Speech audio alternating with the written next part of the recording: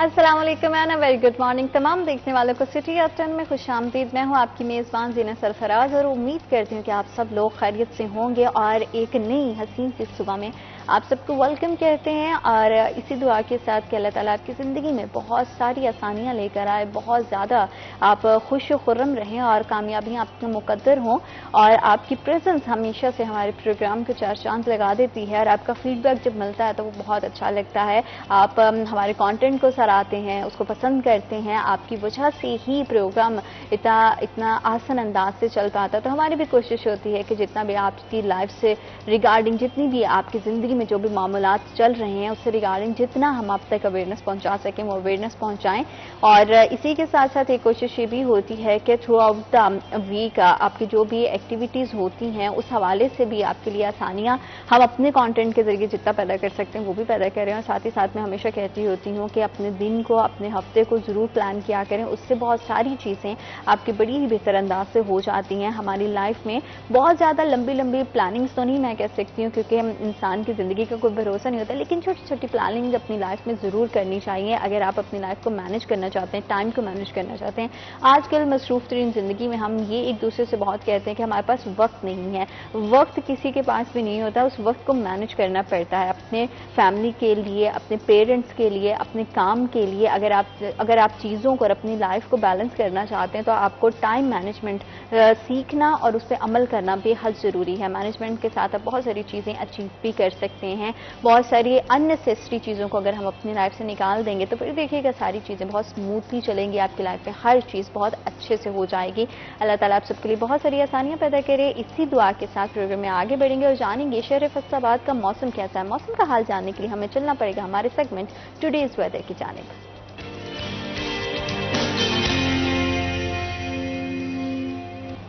Weather की बात करें, वेदर बड़ा खूबसूरत हो गया। अल्लाह ताला के जितना शुक्र अदा किया जाए उतना ही कम है क्योंकि पाकिस्तान ऐसी कंट्री है जहाँ पे हमें मुख्तलिफ मौसम, मुख्तलिफ रंग और इस मौसम के साथ इसकी मुख्तलिफ सौगात देखने को, चखने को मिलती हैं। बड़ा ही खूबसूरत मौसम लगता है जब हमें अपने इर्द गिर्द तब्दीली महसूस होती है। बेशक जितने भी चेंजेस होते हैं वो लाइफ में होने चाहिए और उन्हीं की वजह से ज़िंदगी बड़ी खूबसूरत होती है। मौसम के चेंजेस की बात करें तो मौसम खासा बेहतर हो चुका है, अब थोड़ी ठंडक महसूस होती है, गर्मी का जोर टूटा है। आज का ज्यादा से ज्यादा दर्जा हरारत की अगर बात करें तो 36 डिग्री सेंटीग्रेड रहेगा और कम से कम टेम्परेचर 26 डिग्री सेंटीग्रेड रहेगा।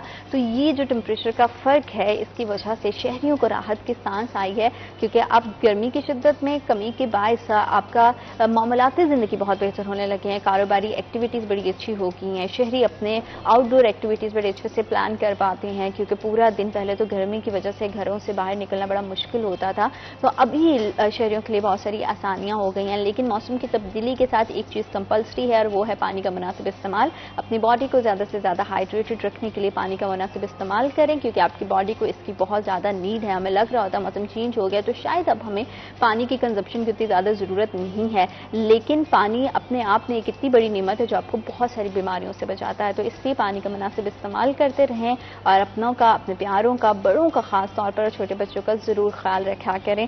सबकी खुशियों का ख्याल रखा करें। खुशियां बांटने से बढ़ती हैं और जब किसी का खास दिन हो और आप उसे विश कर देते हैं, हमें नहीं पता होता है कि हमारी विश से सामने वाला कितना ज़्यादा खुश हो जाता है। और ज़्यादा उस विश का तब मजा आता है जब आप एक्सपेक्ट भी नहीं कर रहे होते और सामने वाला आके आपको विश करता है और आपके स्पेशल मोमेंट को और भी ज़्यादा खास बना देता है।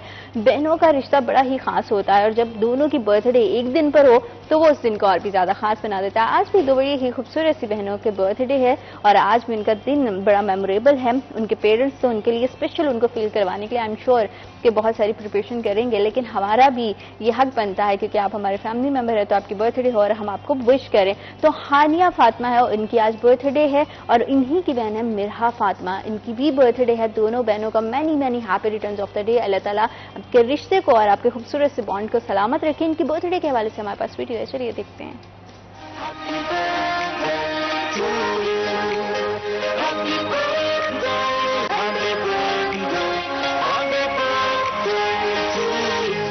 Many many happy returns of the day. अल्लाह ताला आप दोनों के नसीब बहुत नेक करे और बेटियां वैसे ही अपने पेरेंट्स के बहुत करीब होती हैं और जब दो दो अल्लाह की रहमतें हों तो देखें अल्लाह ताला की ज़ात आपसे कितना ज़्यादा खुश है कि अल्लाह ने आपके घर को रहमत से नवाजा है। तो अल्लाह इनके लिए इतनी ज़्यादा आसानियाँ पैदा करे। आज का दिन इनके लिए बहुत ज़्यादा खास और इनकी ज़िंदगी भी बहुत ज़्यादा हसीन, बहुत ज़्यादा खास हो जाए। हमारी नेक्स्ट जनरेशन के लिए हमें पाकिस्तान ऐसा देना है जिसमें वो पुरअमन तरीके से और बहुत ज़्यादा मोटिवेटेडली रह सकें, क्योंकि हमारी यंग जनरेशन के हाथों में ही, आने वाली नस्ल के हाथों में ही पाकिस्तान का मुस्तकबिल है, जहां पे हमारे शहरियों का, हमारी जितनी पूरी की पूरी हमारी नेशन है उनका अहम किरदार और इंडिविजुअल रिस्पॉन्सिबिलिटीज होती हैं। वहीं पे हमारी गवर्नमेंट किस तरह की इनिशिएटिव्स लेती है, उसमें किस तरह का उनकी पॉलिसीज होती हैं ताकि वो शहरियों के लिए आसानी पैदा करें, इस पे बात करना भी बेहद जरूरी है। PMLN की कारकर्दगी के हवाले से बात करें तो बहुत सारे प्रोजेक्ट्स के हवाले से नवीद तो सुनाई गई, क्योंकि हमने देखा वजीर आला पंजाब मरियम नवाज शरीफ की फैसलाबाद में आमद हुई 25 सितंबर को और उसके बाद बहुत सारे प्रोजेक्ट्स के अनाउंसमेंट हुई। वो प्रोजेक्ट्स की तैयारी क्या है, वो प्रोसीजर कहां तक पहुंचा है, कब तक वो तैयार होंगे, किस तरह से फैसलाबाद के मसाइल को हल करने के हवाले से उनका पूरे का पूरा दौरा रहा और उसके बाद क्या तब्दीली महसूस हुई है, क्योंकि उनको गए हुए अभी देखें तो 20 दिन तो ऑलमोस्ट हो चुके हैं। तो 20 दिन के अंदर क्या लाहे अमल इख्तियार किया गया है, आने वाले दिनों की क्या प्लानिंग है, इसी हवाले से अपने मेहमानों से बात करेंगे। हमारे साथ मौजूद हैं सीनियर रिपोर्टर अब्दुल रहमान और रहनुमा मुस्लिम लीग नून मलिक अली आवान। अस्सलाम वालेकुम, कैसे हैं आप दोनों? खैरियत हैं? बहुत शुक्रिया, अल्हम्दुलिल्लाह, बहुत शुक्रिया आप दोनों की तशरीफ आवरी का। अली, सबसे पहले आपसे ही बात का आगाज करेंगे कि मोहतरमा के दौरे एक तो कैसा रहा और उसके बाद अभी आप क्या तब्दीली महसूस कर रहे हैं, डिफरेंट डिपार्टमेंट्स किस तरह से फैसलाबाद में सर्व कर रही है, फैसलाबाद के मसाइल को हल करने की कोशिश कर रही है? जी, बिस्मिल्लाह रहमान रहीम। पहले तो मैं सिटी 41 का इंतहाई मशकूर और ममनून हूँ कि जिस तरह वो हमेशा की तरह जो है आवाम की आवाज़ जो है वो अवानों तक पहुँचाते हैं। और दूसरा, मैं मेरे बड़े काबिल एहतराम मेरे मोस्ट सीनियर सहाफ़ी अब्दुल रहमान साहब मेरे इंतहाई काबिल एहतराम भाई हैं, आप मेरी बहन है।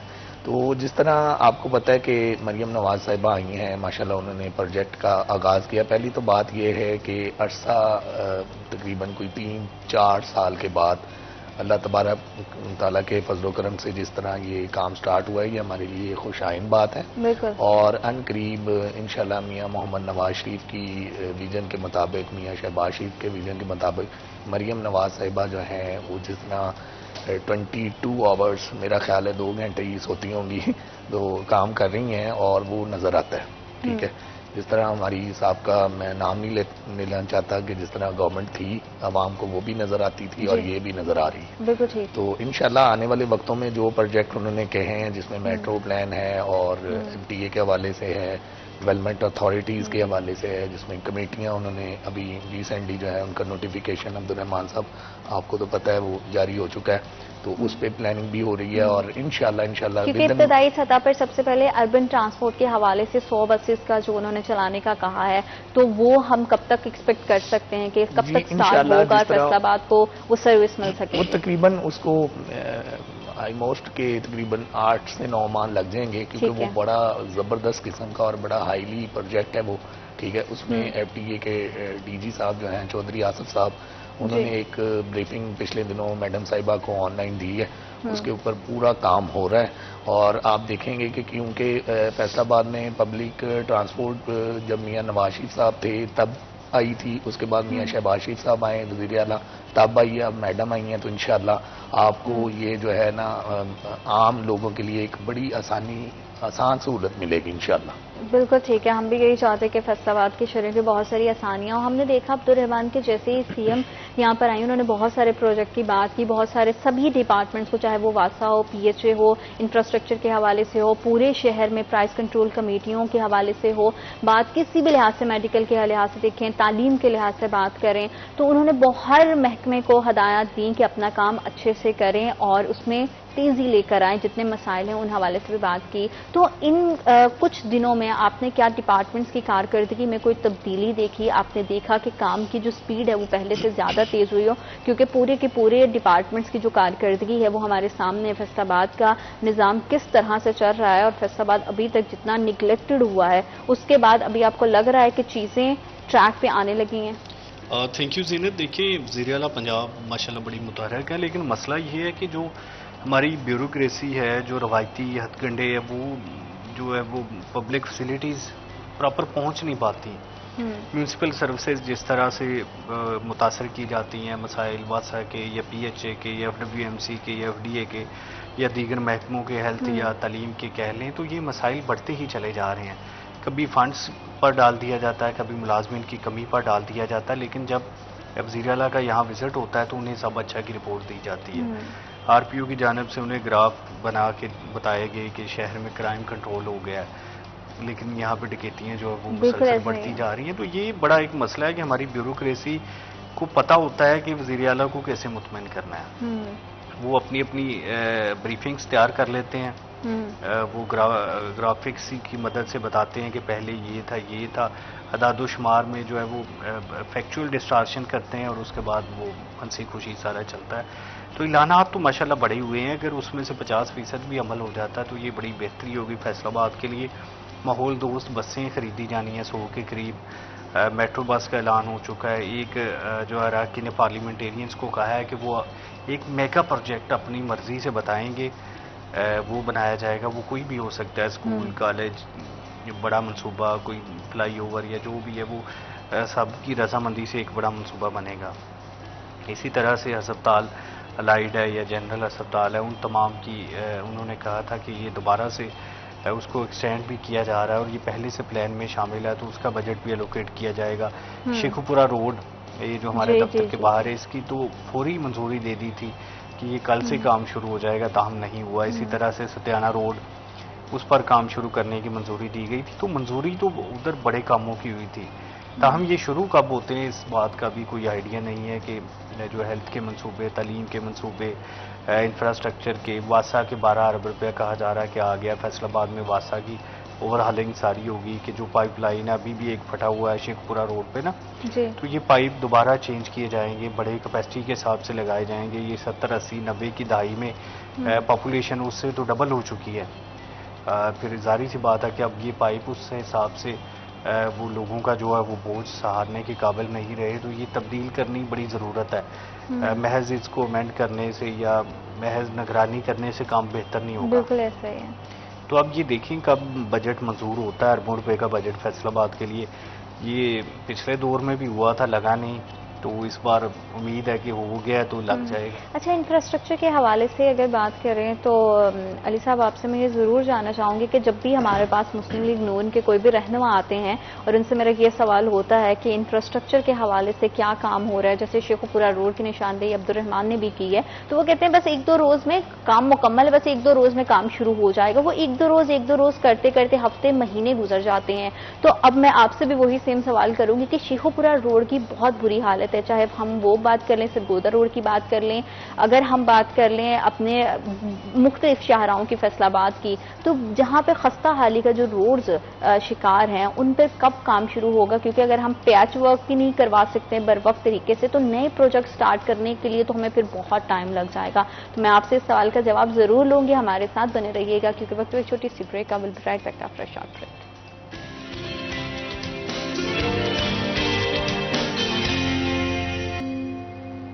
Welcome back. आप तमाम देखने वाले को सिटी एट 10 में खुश आमदीद कहते हैं। और शहर फैसलाबाद की बात करें या किसी भी शहर की बात करें, उसका इंफ्रास्ट्रक्चर उसे और भी ज़्यादा खूबसूरत और भी ज़्यादा हसीन बना देता है। लेकिन अगर फैसलाबाद की मेन शाहराहों की बात की जाए, चाहे वो जड़ावाला रोड हो, चाहे वो शेखुपुरा रोड हो, चाहे वो सरगोदा रोड हो, तो ये वो मेन रास्ते हैं, वो ये मेन शाहराएँ हैं जिसके ज़रिए हम शहर में इंटर होते हैं। तो हमें पता चलता है कि शहर में इंफ्रास्ट्रक्चर का निज़ाम कितना फरसूदा और कितना तबाह हाल हुआ है। तो अवान साहब, मैं सबसे पहले तो आपसे यही जानना चाहूंगी, जैसे कि मैंने बहुत सारे अपने मेहमानों से यही सवाल किया कि इंफ्रास्ट्रक्चर के हवाले से, इनकी रिपेयरिंग के हवाले से काम कब शुरू होगा?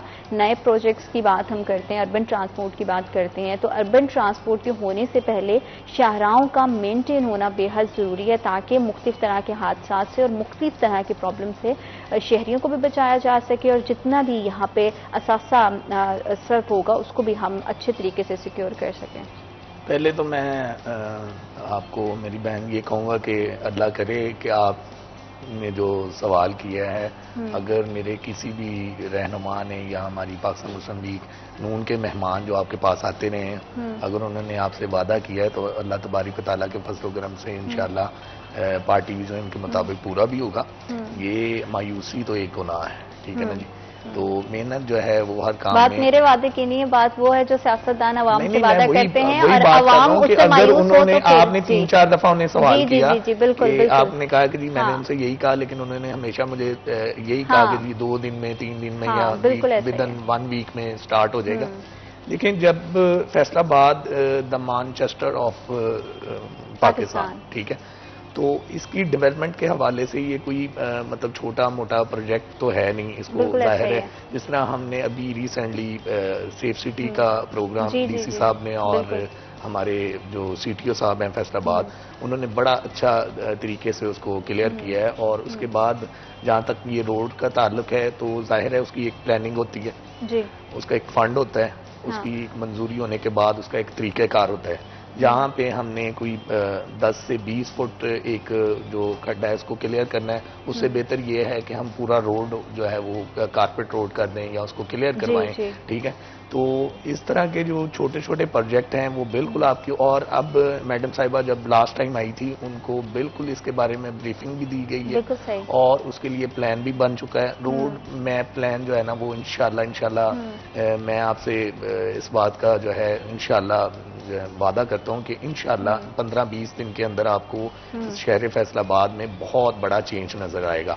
और जहां तक अभी अब्दुर्रहमान साहब ने 100 बसेस का जो है मेट्रो के हवाले से और दूसरा अर्बन ट्रांसपोर्ट की जिक्र किया है, वो प्रोजेक्ट जो है वो उसके लिए जाहिर है कि ऐसी जगह हैं जहाँ पे रोड की तंगी है। वहाँ पे उसको आपको पता है सरगोदा रोड, शेखुपुरा रोड और उसके अलावा हमारा जो है वो बाईपास जो है वो उधर से लेके सत्याना रोड तक, वो एक एफडीए की तरफ से एक ब्रीफिंग जा चुकी है जिसके ऊपर इंशाल्लाह 2-3 माह के अंदर जो है वो प्रोजेक्ट स्टार्ट हो जाएगा। क्योंकि मैडम ने ये बात बाकायदा ऑन ईयर खिताब में भी कही थी कि ये प्रोजेक्ट 1 साल का है, ठीक है। और आपको मतलब ये नहीं है कि हम 1-2 दिन, 4 दिन, हफ्ता 2 हफ्ते कह के तो उसके ऊपर। और जहाँ तक वासा का है, लास्ट टाइम आपने देखा है एमडी वासा साहब हमारे अलील भी हैं थोड़े से, लेकिन ये है कि वो जिस तरह एफर्ट कर रहे हैं और आपकी जितनी इंतजामिया है, मैडम ने स्पेशली उनकी मीटिंग कॉल करके, और मैं कहता हूँ कि जिस तरह वो मतलब हर एक जो है वो ब्रीफिंग ले रही हैं शहर की डेवलपमेंट के हवाले से, तो ये एक ख्वाब जो है इंशाल्लाह पूरा होगा। इंशाल्लाह हम भी यही चाहते हैं कि जल्दी पूरा हो और फैसलाबाद में बसने वाले तमाम लोगों को बहुत सारी सहूलियात मिलें। जैसे कि बात की सब अच्छा की रिपोर्ट, अब्दुर्रहमान ने भी चीज़ की निशानदेही की कि जब भी कोई हमारे यहाँ लीडर आता है तो मुख्तलिफ डिपार्टमेंट्स के सरबराहान सब अच्छा की रिपोर्ट दे देते हैं। अगर हम फैसलाबाद में अमन अमान की सूरत हाल के हवाले से बात करें तो यहाँ पे क्राइम रेशो बहुत ज़्यादा बढ़ चुका है, लेकिन पुलिस डिपार्टमेंट की जानिब से उस दिन की मीटिंग में, लास्ट मीटिंग उनकी रही, उनका विजिट फैसलाबाद में रहा है, तो सब अच्छा की रिपोर्ट दी गई कि सब चीज़ें अंडर कंट्रोल हैं। हालांकि ऐसा नहीं है, हम सब जानते हैं कि फैसलाबाद में जराइम किस हद तक बढ़ चुका है। सबसे ज़्यादा जो केसेस सामने आते हैं वो राहजनी के होते हैं, स्नैचिंग के होते हैं और किस तरह से बाइक्स छीन ली जाती हैं शहरों को, मुतअद्दिद तरह की प्रॉब्लम्स का क्राइम के हवाले से। तो इस पर आपका क्या कहना है कि डिपार्टमेंट जितनी अच्छी कारकर्दगी नहीं दिखाते उतना अच्छे की रिपोर्ट पेश करते हैं, तो ऐसे सूरत हाल में डिपार्टमेंट के साथ या ऐसे तमाम अफसरान के साथ क्या रवैया होना चाहिए हुकूमत का, और उसमें उनको भी कितना ज़्यादा इस चीज़ को वेरीफाई करना चाहिए कि जो रिपोर्ट पेश की जा रही है वो हक़ाइक़ पर मबनी है? देखें जी, जहाँ तक मैडम ने लास्ट टाइम मैरिड की बात की थी तो मुझे अच्छी तरह याद पड़ता है कि आरपीओ साहब डॉक्टर आबिद साहब और सीपीओ कामरान आदिल साहब, तो इन्होंने जिस तरह अभी रिसेंटली आपके बहुत सारे जो हैं वो इंस्पेक्टर्स जो हैं उन्होंने उसको हाजिर लाइन भी किया है और उसके बाद कईयों को मुअत्तल भी किया है। जाहिर है कोई रिपोर्ट उनके पास आती है, जिस तरह अब मैंने आपसे अभी कहा है कि सेफ सिटी कैमराज के हवाले से ये अक्सर राजनी की वारदात जो है वो रात के टाइम में होती है, ठीक है, उसकी फुटेजेस आती हैं, फिर उसको लोकेट किया जाता है और उसके ऊपर पूरा अमल दरामद में, क्योंकि आबासी में इधर कई, तो मेरे हिसाब से सरगोदा रोड पे अगर यही आप बात कर लें 2021-22 की, तो उसकी निस्बत आज जो है वो केसेस भी कम है ठीक है। उसकी वफ़क़न मुझे रिपोर्ट्स जो हैं वो मैं एक अवामी राब्ते के हवाले से, पार्टी एफर्ट के हवाले से लेता रहता हूँ। मेरे हिसाब से तो जो है अभी काफ़ी हद तक इंशाल्लाह कंट्रोल भी है और आने वाले दिनों में आपको इस पे मजीद जो है वो काम नजर आएगा। बिल्कुल ठीक है। अब्दुर्रहमान, फैसलाबाद शहर के लिए सेफ सिटी प्रोजेक्ट कितना ज्यादा अहम है और ये कैसे इस प्रोजेक्ट का अगर फाल हो जाता है, अच्छे से ऑपरेट हो जाता है, ऑपरेशन हो जाता है, तो इससे जुराइम को किस हद तक कंट्रोल किया जा सकता है मजीद? क्योंकि जीरो करना तो बिल्कुल पॉसिबल नहीं, वो तो किसी भी कंट्री में हम नहीं कर सकते, लेकिन इसको कम जरूर कर सकते हैं। देखिए, पिछले दिनों ये रिपोर्ट्स थी कि लाहौर में खासे जराइम कम हुए। देखिए, इसकी मैं बात करता हूँ कि जराइम पेशा गिरोह होते हैं जो कार्रवाई करते हैं, जैसे ये डकैती की हो गई, राजनी की हो गई, चोरी की, या पैसे लेके जो उजरती कातल होते हैं, तो ये पूरा एक गिरोह की सूरत में काम कर रहे होते हैं। इनके सबसे आसान ये होता है कि ये डकैती की वारदात करके गांव देहात में निकल जाते हैं और फिर गायब हो जाते हैं। अब जब सेफ सिटी प्रोजेक्ट फाल होता है, कैमरे हर जगह पे लग जाते हैं, तो फिर इनकी कहीं ना कहीं से जब शहर में एंट्री होनी है या शहर में एग्जिट होना है, उस दौरान कई कैमरों से गुजरते हैं, हर एंगल उनका आ रहा होता है, उनकी बाइक, उनके चेहरे, वो छुपाते तो उस दौरान है जब वो डकैती करते हैं। रूटीन में तो वैसे ही घूमते होते हैं, तो वो कहीं ना कहीं से उनको पकड़ना मुमकिन हो सकता है। फिर फौरी तौर पर फाल कर दी जाती हैं चीज़ें, वो कहाँ को गए हैं, कहीं से उन्होंने एग्जिट लिया है, तो पहले से वहाँ से टीमें जो है वो तैनात होती हैं, तो फिर उनको पकड़ा जाता है। जब गिरोह पकड़े जाते हैं तो फिर वारदातें नीचे आ जाती हैं, क्योंकि ये गिरोही वारदातें होती हैं जो मुसलसल दूसरे शहरों से आए हुए या अपने इलाके के गांव देहात के लोग, लड़के इकट्ठे होकर इस तरह की वारदातें कर रहे होते हैं। फिर जब वो पकड़े जाते हैं तो फिर वारदातों का ग्राफ नीचे आ जाता है। तो भी ग्राफ ऊपर जाने की वजह यही है कि बड़े गैंग्स पर हाथ नहीं डाला जा रहा या उनके बारे में पता नहीं चल रहा। तो ये सेफ सिटी प्रोजेक्ट एक तरह से पुलिस वालों की या कानून नाफिज करने वाले इदारों की तीसरी आंख का काम कर रहे होते हैं कि उनको खुफिया मालूमात पहुंच रही होती है, उनकी नकलो हरकत की, वो कहाँ बैठे हैं, अगर किसी होटल में बैठे हैं, वेट किया उन्होंने किसी का, किसको मिले हैं, तो वो सारे गिरोह को जो है वो पकड़ना मुमकिन होता है। अदरवाइज तो कोई रूटीन में पकड़ा जाए तो पकड़ा जाए, वरना ये नहीं पता चलता वो कहाँ से आया, कहाँ गया।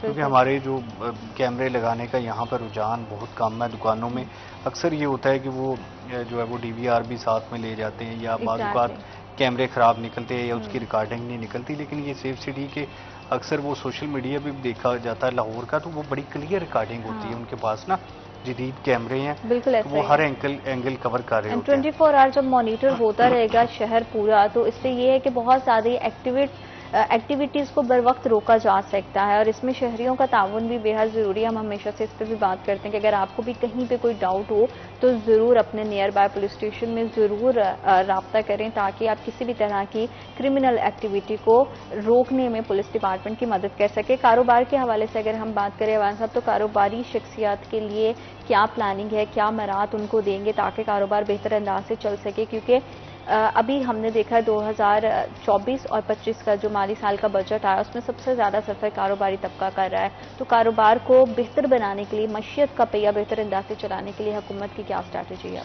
लेकिन जिस तरह के आपको पता है कि अभी नेशनल लेवल की एक मीटिंग होने जा रही है, जिसमें शंघाई प्रोग्राम जो है वो चाइना के साथ हमारा जो है वो स्टार्ट है।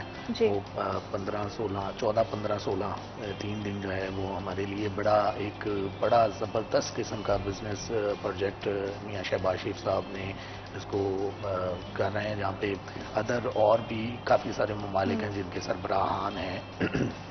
इस तरह की 26 ईयर्स ओल्ड बाद मेरा ख्याल है ये काम होने जा रहा है। तो ये इससे आपको इंशाल्लाह अनकरीब जो है वो माशियत में बड़ा ज़बरदस्त किस्म का चेंज नज़र आएगा। और जैसे कि पिछले दिनों आपने देखा होगा कि पेट्रोल की कीमत में जो है काफ़ी हद तक कमी की गई है। ओवरऑल जितना भी हमारा जो एक टेक्सचर था महंगाई का, उसको लूज डाउन किया गया, ठीक है।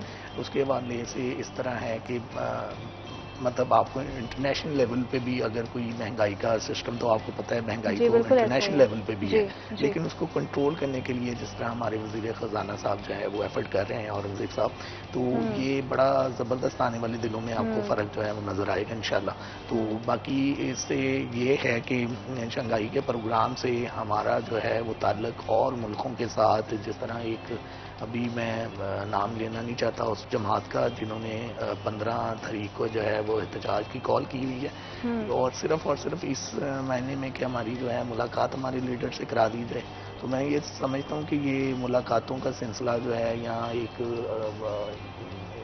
अपनी आवाम को एक अगर कोई 4 लोग उसके साथ हैं तो उसको करके मुख्तलिफ तरीक़ों से आवाम को जो है वो डिग्रेड करे या हमारे जो है बाहर वाले मुल्कों के साथ जो ताल्लुकात हैं उसको सही तरीके से यूटिलाइज ना होने दें। तो ये मैं समझता हूँ मुल्क और कौम के साथ ज्यादती है। तो अकल के नाफन लेने चाहिए और जिससे हमारे अंदर देखें घर की लड़ाई जो होती है ना वो घर तक तो अच्छी लगती है, जब वो बाहर चली जाती है वो फिर लड़ाई जो है वो आपके लिए बेहतर नहीं होती। ठीक है, वो नुकसान करती है तो वो आवाम का नुकसान होता है। ठीक है, अभी हमें चाहिए, मैं समझता हूँ हमारी मुखालिफ जो जमातें हैं या जमात है उसको चाहिए कि वो अकल के नाखुन लें।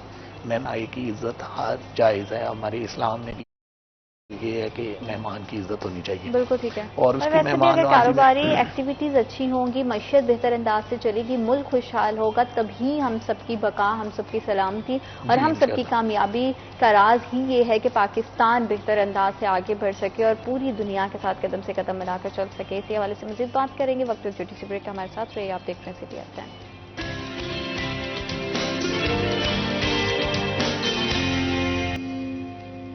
Welcome back after short break. आप देख रहे हैं सिटी एट 10 और फैसलाबाद में कारोबारी तबके की जब सूरत हाल बेहतर होगी, उनके लिए आसानियां पैदा होंगी तो फिर से बंद मिल्स के दरवाजे खुलेंगे, फिर से रोजगार बहाल होगा, फिर से लोगों के लिए खुशहाली आएगी। क्योंकि हमने देखा है कि बहुत ज़्यादा बिजनेस सेक्टर में लॉस होने की वजह से, क्योंकि एनर्जी प्राइसेस बहुत रहे हैं, गैस की बहुत ज़्यादा शॉर्टेज है, उसकी वजह से बढ़ती हुई फ्यूल प्राइसेस ने भी कमर तोड़ रखी है कारोबारी हजरात की। लेकिन अच्छी बात यह है कि अब पेट्रोलियम मसनूआत में तो ग्रेजुअली हमने देखा कि कमी आई है और उसके साथ ही साथ बहुत ज़्यादा इस जानिब से तो रिलीफ मिल रहा है और मज़ीद रिलीफ मिलने की उम्मीद भी है। लेकिन रोज़गार के हवाले से अब्दुर्रहमान, आप क्या समझते हैं कि गवर्नमेंट को और किस तरह के इनिशिएटिव्स लेने चाहिए ताकि ज़्यादा से ज़्यादा अनएम्प्लॉयमेंट पर काबू पाया जा सके और ज़्यादा से ज़्यादा रोज़गार के मौके फ्राहम किए जा सके शहरियों को? और जिन्हें देखिए, जैसे इंडस्ट्री की आपने बात की तो ये फ्यूल की कीमतें तो कम हुई हैं, लेकिन अभी भी ज़्यादा है, ये 200 तक होनी चाहिए। ऐसे ही बिजली का बिल है वो कम होना चाहिए। लेकिन देखिए इसके साथ साथ जो तमाम चीज़ें, बिजली का बिल आ गया, रॉ मटेरियल आ गया, तनख्वाहें बड़ी ज़्यादा हुकूमत ने कम से कम मुकर्रर कर दी गई हैं, महंगाई बड़ी ज़्यादा, फिर जो इंटरेस्ट रेट है वो बहुत ज़्यादा है। हालांकि कम भी हुआ है लेकिन फिर भी अभी ज़्यादा, वो भी सिंगल डिजिट में या 10-12 पे होना चाहिए। ये सारी चीज़ें हैं जो कारोबार को आपके उठाती हैं। अगर ये इसमें से कोई भी चीज़ कम हो तो कारोबार नीचे गिर जाता। पाकिस्तान की बदकिस्मती ये है कि यहाँ पर मुल्क बचाने के नाम पे मुल्क बर्बाद किया गया। अभी इन्होंने जब ये पीडीएम में थे तब भी इस तरह की पॉलिसीज़ बनाई गई और अभी भी कोई ऐसी पॉलिसीज़ नहीं है कि जिससे हम ये कहें कि कारोबार बेहतर हो रहा है। देखिए इंडस्ट्री बर्बाद हो गई, पावर लूम्स, छोटी इंडस्ट्री, यहाँ पे इस मुल्क में कोई भी अपनी जो प्रोडक्शन करता है तो उसको बड़ी महंगी पड़ती है।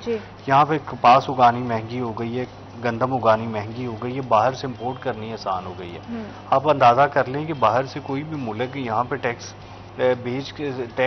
पे करके भी चीज़ लाता है तो सस्ती पड़ती है। यानी कि उनको कितनी प्रोडक्शन अपने मुल्क में सस्ती पड़ती होगी और हमारे यहाँ पे कितनी महंगी है कि हम कहीं पे भी कंपटीशन के काबिल नहीं रहे। एक्सपोर्ट हमारी डिक्लाइन का शिकार है, जो लोग ओवरसीज पैसे बेचते हैं उन पे मुल्क चल रहा है।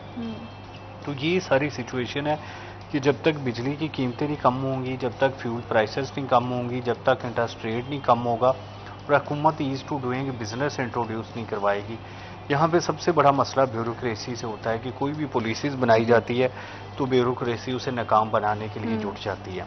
इनकी कोशिश होती है ना यहाँ पे बल्दियात चले ना कारोबार चले, जैसे सूरत हाल चल रही है चलती रहे ताकि इनका दाव लगता रहे। क्योंकि जब मजबूत हुकूमत आती है, मजबूत बल्दियात आते हैं, इंडस्ट्री फ्लरिश करती है तो इनके लिए भी इनकी मुश्किलात बढ़ती हैं। तो ये सारी रुकावटें पाकिस्तान में सिर्फ ईज टू डूइंग बिजनेस ना होने की है और इसके अलावा जो यहाँ पर बिजनेस फैसिलिटीज़ ना होने की। आप अंदाज़ा करें कि यहाँ पे कोई स्टार्टअप नहीं होता, यहाँ पे कोई किसी भी किस्म का बिजनेस नहीं चलता, हमारी कोई भी ब्रांड्स दुनिया की टॉप ब्रांड्स में शामिल नहीं है। तो ये कई तरह की वजूहत है कि अभी रतन टाटा इंडियन इंडस्ट्रियलिस्ट कुछ दिन पहले इंतकाल कर गए तो उनकी जो मजमूई दौलत है वो पाकिस्तान की जीडीपी के करीब करीब है एक बंदे की। तो अब इतना डिफरेंस आप देख लें कि वो एक बिजनेसमैन किस तरह से ऊपर जाते हैं। हाँ। हमारे बिजनेसमैन वो इंडस्ट्री के नाम पे रिबेट लेते हैं, रिलीफ लेते हैं और प्रॉपर्टी में इन्वेस्ट कर लेते हैं। यहाँ पे महज कॉलोनीज बनाई गई हैं, यहाँ पे महज वो कारोबार किए गए जिनसे प्रॉफिट रेशियो तो बड़ी थी लेकिन लोगों को रोजगार नहीं मिला। कोई भी पॉलिसी बनाने से पहले सोच विचार की जाती है, उसके बाद वो पॉलिसी इंट्रोड्यूस की जाती है। हमारे यहाँ पे बड़ी बदकिस्मती है कि कोई भी पॉलिसी सोच विचार के बगैर ही बना के, अब देखें ये जो चिंची रिक्शा जिसने भी मुतारफ करवाया होगा, बड़ी बसों में की चलने की सबसे बड़ी रुकावट ये है। शहर में ट्रैफिक का फ्लो बनने में सबसे बड़ी रुकावट ये है। एक्सीडेंट्स की सबसे बड़ी वजह ये है। अदालत कई बार कह चुकी है कि इसकी जो मैन्युफैक्चरिंग हो रही है ये रुकवाई जाए, ये सारी गैर कानूनी है। बेसिकली ये चिंची रिक्शा जो चाइना से आता है वो कानूनी है, बाकी जो मोटरसाइकिल की बॉडी लगाई जाती है ये सारा गैर कानूनी है। तो गैर कानूनी रिक्शों की भरमार है, न ट्रैफिक पुलिस को फर्क पड़ता है, न महकमा एक्साइज को पड़ता है, न सलाई इंतजामिया को पड़ता है। हजारों एक्सीडेंट्स इनकी वजह से हो रहे हैं, बसें नाकाम हो जाती हैं इनकी वजह से। तो ये पुलिसीज, फिर हमारा बड़ा मसला ये है कि पुलिसीज में तसलसल नहीं होता। आर्जी पॉलिसी बनाई जाती है, चंद दिन अमल दरामद हो जाता है, हुकूमत बदल जाती है, फिर नई पॉलिसी आ जाती है। बाज़ औक़ात वही हुकूमत नई पॉलिसी इंट्रोड्यूस करवा देती है, तो इस वजह से कुछ भी तसलसल के साथ नहीं हो पा रहा। बिल्कुल इसी तरह से, और जैसे आपने ज़रूरी इंतजामिया की बात की, उनकी कारकर्दगी हमारे सामने है कि पूरे शहर में जिस तरह से सिर्फ प्राइस कंट्रोल कमेटियां ही पूरे शहर में सरकारी निरखों को इम्प्लीमेंट करवाने में बुरी तरह से नाकाम दिखाई दी हैं, और जिस तरह से उनकी मैनेजमेंट रही है वो कोई खुशाइन तरीके से नहीं रही है। तो शहरी निज़ाम इतनी बुरी तरह से डिस्टर्ब होने के पीछे की क्या वजह ये है कि फैसलाबाद में मौजूद मुस्लिम लीग नून की क़यादत को ज़्यादा अहमियत नहीं मिली है, ना सूबाई लेवल पर, ना फेडरल लेवल पर, तो एक अलग बात चले जाती है ना पंजाब ने सबसे ज़्यादा फैसलाबाद के निगलेक्ट होने की वजह यही समझी जाती है कि शायद यहाँ पे जितने भी PMLN के रिप्रेजेंटेटिव्स हैं, जितने भी कैंडिडेट्स हैं, उन्होंने उतनी अच्छे से इलेक्शन में कारकर्दगी नहीं दिखाई, जिसके पूरे का पूरा खमियाजा शहर और शहर की आवाम को भुगतना पड़ा। जहाँ तक आपने फेडरल की बात की है, तो यहाँ पे अगर मैं नाम ना लूँ, ताहिर खलील सिंधु साहब, जिनका अब दौर में एडवाइज़र काम कर रहा हूँ, जिस तरह वो पंजाब में नुमान साहब आपको पता है तकरीबन 259 वोट उन्होंने लिए, 12 वोट ऐसे थे जो PTI के थे। तो मैं समझता हूँ कि ये जिस तरह वो एफर्ट उन्होंने अपनी पार्टी में करके दिखाई है, अभी वो रिसेंटली जो है वो जिनेवा इंटरनेशनल मीटिंग हुई है जिसमें हमारा IMF का जो प्लान होता है उसके हवाले से एक मीटिंग थी। उस मीटिंग में वो गए हैं, तो जिस तरह उन्होंने जाके वहाँ पे ब्रीफिंग दी है, उसके हवाले से प्राइम मिनिस्टर साहब की जो रिपोर्ट उनके पास गई है और वजीर ख़जाना के पास जो गई है, उसके हवाले से उन्होंने बाकायदा ताहिर खलील सिंधु साहब को जो है अप्रिशिएट किया। और आने वाले वक्त में मैं उम्मीद करता हूँ कि वो इन पे जो एतमाद का एक उनका है रिश्ता, वो उसको मज़ीद कायम रखेंगे इंशाल्लाह। और जिस तरह उन्होंने जिनेवा की मीटिंग के बाद जैसे ही प्राइम मिनिस्टर साहब अभी रिसेंटली आपको पता है IMF के प्रोग्राम के हवाले से गए थे, तो 7 मिलियन जो है वो उन्होंने एक प्रोजेक्ट जो है वो आवाम के लिए, ये मैं समझता हूँ IMF का आखिरी प्रोग्राम होगा इंशाल्लाह। आने वाले वक्त में हमारी माशियत का पहिया जो है वो इस तरह चलेगा कि जिस तरह हम खुद ही पैदावार करके और खुद ही उसको आगे यूटिलाइज करने के बाद उसका प्रॉफिट जो है वो आवाम में तकसीम किया जाएगा, जिससे आपकी बिजली, पेट्रोल और मुख्तलिफ किस्म की जितनी प्रोडक्ट्स हैं जिनमें काफ़ी हद तक महंगाई थी उसमें कंट्रोल आ चुका है। वो आप एक्सेप्टेबल है कि आपको भी पता है कि अभी जिस तरह जो है वो काम हो रहा है इधर। और जहाँ तक लोकल गवर्नमेंट का है, इंशाल्लाह जैसे ही ये मामलात महंगाई प्रोग्राम क्लियर होता है तो बल्दियाती सिस्टम का भी जो है अनकरीब आपको ऐलान मिल जाएगा। ये जिस तरह भाई ने कहा है कि अभी लोकल ट्रांसपोर्ट का जो है वो मामला, ये जैसे ही बल्दियाती अदारे जो हैं वो बहाल होंगे, अभी तो पूरे तरीके से गवर्नमेंट को, क्योंकि बल्दियाती इलेक्शन अगर होते हैं और बल्दियाती निज़ाम आता है यहाँ पे लोकल बॉडीज़ के होने की वजह से शहर की सूरत बहुत बेहतर और निज़ाम बहुत खुशगवार अंदाज से चलता है। तो इसके हवाले से भी हम बात करेंगे। वक्त छोटी सी ब्रेक, हमारे साथ रहिएगा, आप देखने से कहते हैं।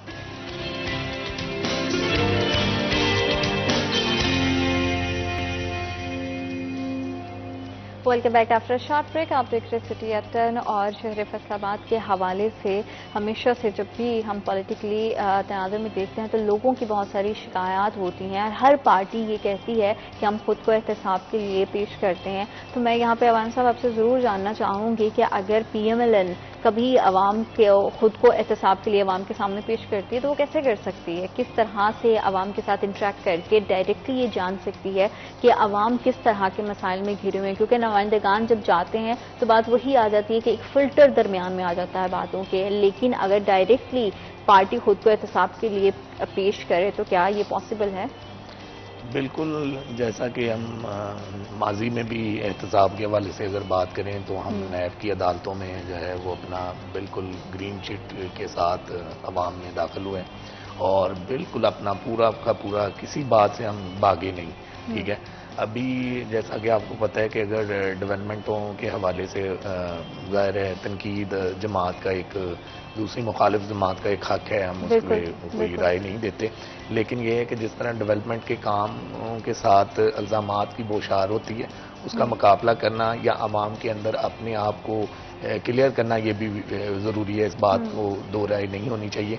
और मैं हमेशा ये कहता होता हूँ कि पाकिस्तान मुस्लिम लीग नून ने हमेशा आवाम की आवाज़ बने और जिस तरह आगे मियाँ शहबाज शरीफ साहब प्लान कर रहे हैं और अंत तक मेहनत कर रहे हैं, मैडम साहिबा मेहनत कर रही हैं, तो हम आवाम को एक होता है कि सिर्फ दिखावे की हद तक कि मतलब काम हो रहा है, आना जाना इधर उधर सारा कुछ, मतलब अब बाकायदा काम हो रहा है जो आवाम को नजर आएगा और इंशाल्लाह अनकरीब कोई ऐसी हम आवाम के लिए जो है वो सब्सिडीज लेके आएंगे जिससे जब तक उस वक्त तक आप पर तनकीद नहीं होती, जब तक आप कोई अवामी जो है वो अच्छा इनिशिएटिव नहीं लेके आते। ठीक है, आने वाले वक्त में आपको इंशाल्लाह पता चलेगा, जिस तरह मैंने पिछले प्रोग्राम में आपको बताया था कि बिजली के जो मंसूबे हैं या बिजली की जो सब्सिडीज हमने दी हैं, अब अवाम में वो खुशी की दौड़ लहर जो है वो दौड़ी है, तो आने वाले वक्त में भी आपको इंशाल्लाह नजर आएगा। बिल्कुल ठीक है। अच्छा अब्दुर्रहमान, मौजूदा सूरत हाल में PMLN का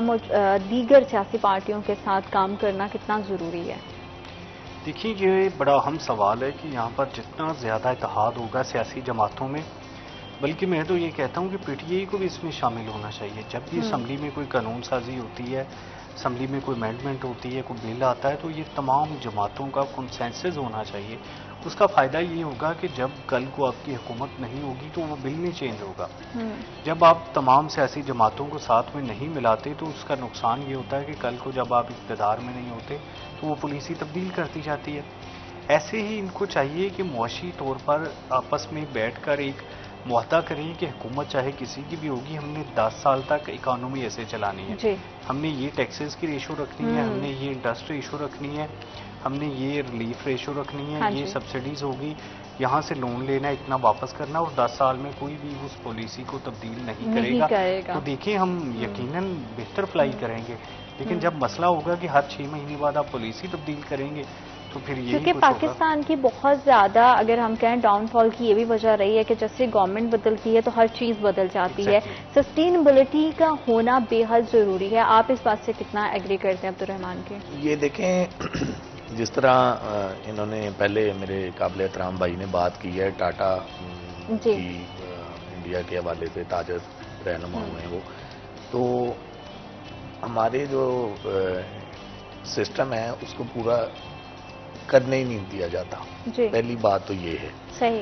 जब तक आप किसी भी ऑफिशियल मैटर पे आपकी प्लानिंग होती है, अगर मैं उसके दौरान ही आपने जो प्रोजेक्ट लिए हैं, जाहिर है बंदा पहले प्लान करता है फिर उसके ऊपर जो है वो काम होता है। बिल्कुल ऐसे ही। मैं उससे पहले ही आपको कहूँ कि जिस तरह ये अदलिया का है, अभी हमारी जो है अल्लाह खैर रखे, अनकरीब ये तरमीम जो है वो बेसिक लोगों को ये अवेयरनेस देनी चाहिए कि आज से 200 साल पहले वो जजेस या वो जो हैं हमारे काजी नहीं होने चाहिए थे जो खुद साधना हो और ये ही बात कर दें कि भाई आने वाला अवाम की वोटों से आने वाला जो प्राइम मिनिस्टर है उसको एक चिट के साथ घर भेज दिया जाए। बिल्कुल ठीक। पहले तो ये कंसेप्ट खत्म होना चाहिए। सही।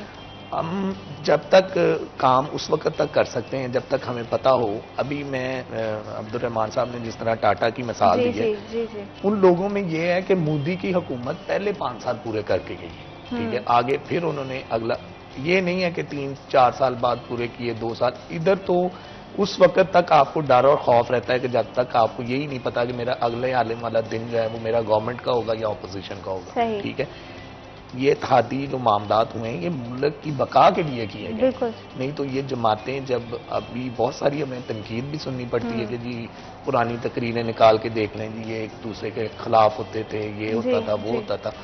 उस वक्त हालात और थे, मुल्क की जो माशियत थी उसको कंट्रोल करना, या ये मेरे अल्लाह तबारक व तआला का खास करम है पाकिस्तान पे कि हमें जो मादनियात है या दूसरा जितना भी सिस्टम है वो अल्लाह ताला के फजल करम से हम पाकिस्तान एक ऐसा मुल्क है जो पूरी दुनिया में इंशाअल्लाह एक दिन ऐसा आएगा जब इस्लाम का किला बनेगा अल्हम्दुलिल्लाह। तो अभी उस किला बनने की शुरुआत हो चुकी है। जिस तरह आपने देखा है कि अभी ये शंघाई प्रोग्राम जो है वो आ चुका है, तो ये 15-20 दिन के अंदर अंदर जो बड़े प्लान हैं, अच्छा, लेकिन यहाँ पे ना पाकिस्तान में एक हैरानकुन बात ये है, जैसे आपने बात की कि एक टर्नओवर पूरा होना चाहिए ताकि हर किसी को अपनी कारकर्दगी दिखाने का मौका मिले। गवर्नमेंट में जो पार्टी होती है, नॉट जस्ट कि मैं आपकी पार्टी के बारे में बात करूँ, जितनी भी सियासी पार्टियां हैं वो इस चीज का नारा लगाती है, लेकिन जैसे ही वही पार्टी जो गवर्नमेंट चला रही होती है वो अपोजिशन में जाती है तो वो भी सेम वही चीजें करती है जो मौजूदा अपोजिशन कर रही होती है, कि उसकी भी यही कोशिश होती है कि जो मौजूदा गवर्नमेंट है उसे गिराया जाए और अपनी गवर्नमेंट बनाई जाए। तो तब ये नजरिया, ये ख्याल, ये सोच क्यों बदल जाती है? ये शायद आपने पहली दफा देखा होगा कि हमारी जो मुखालिफ जमात है या पीटीआई, वो ये फर्स्ट टाइम हुआ है कि तहरीक अदम एतमाद आई और प्राइम मिनिस्टर को उतारा गया। ठीक है, एक चीज पिछले 3-4 साल से जो अवाम को सब्सिडी किसी किस्म की कोई भी रिलीफ नहीं दे सकी, उस जमात पे ना अवाम का किसी किस्म का कोई यकीन था, ना आपकी जो है वो अदारों का कोई इत्मीनान था।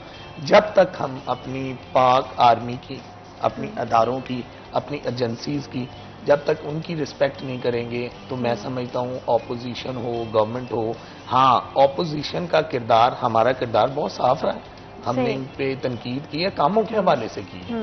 ये बात नहीं है कि मतलब फजूल उठ के तो आप उसके ऊपर बहस कर दें जिसका आवाम के ऊपर कोई रिएक्शन ना हो, कोई फायदा ही ना हो।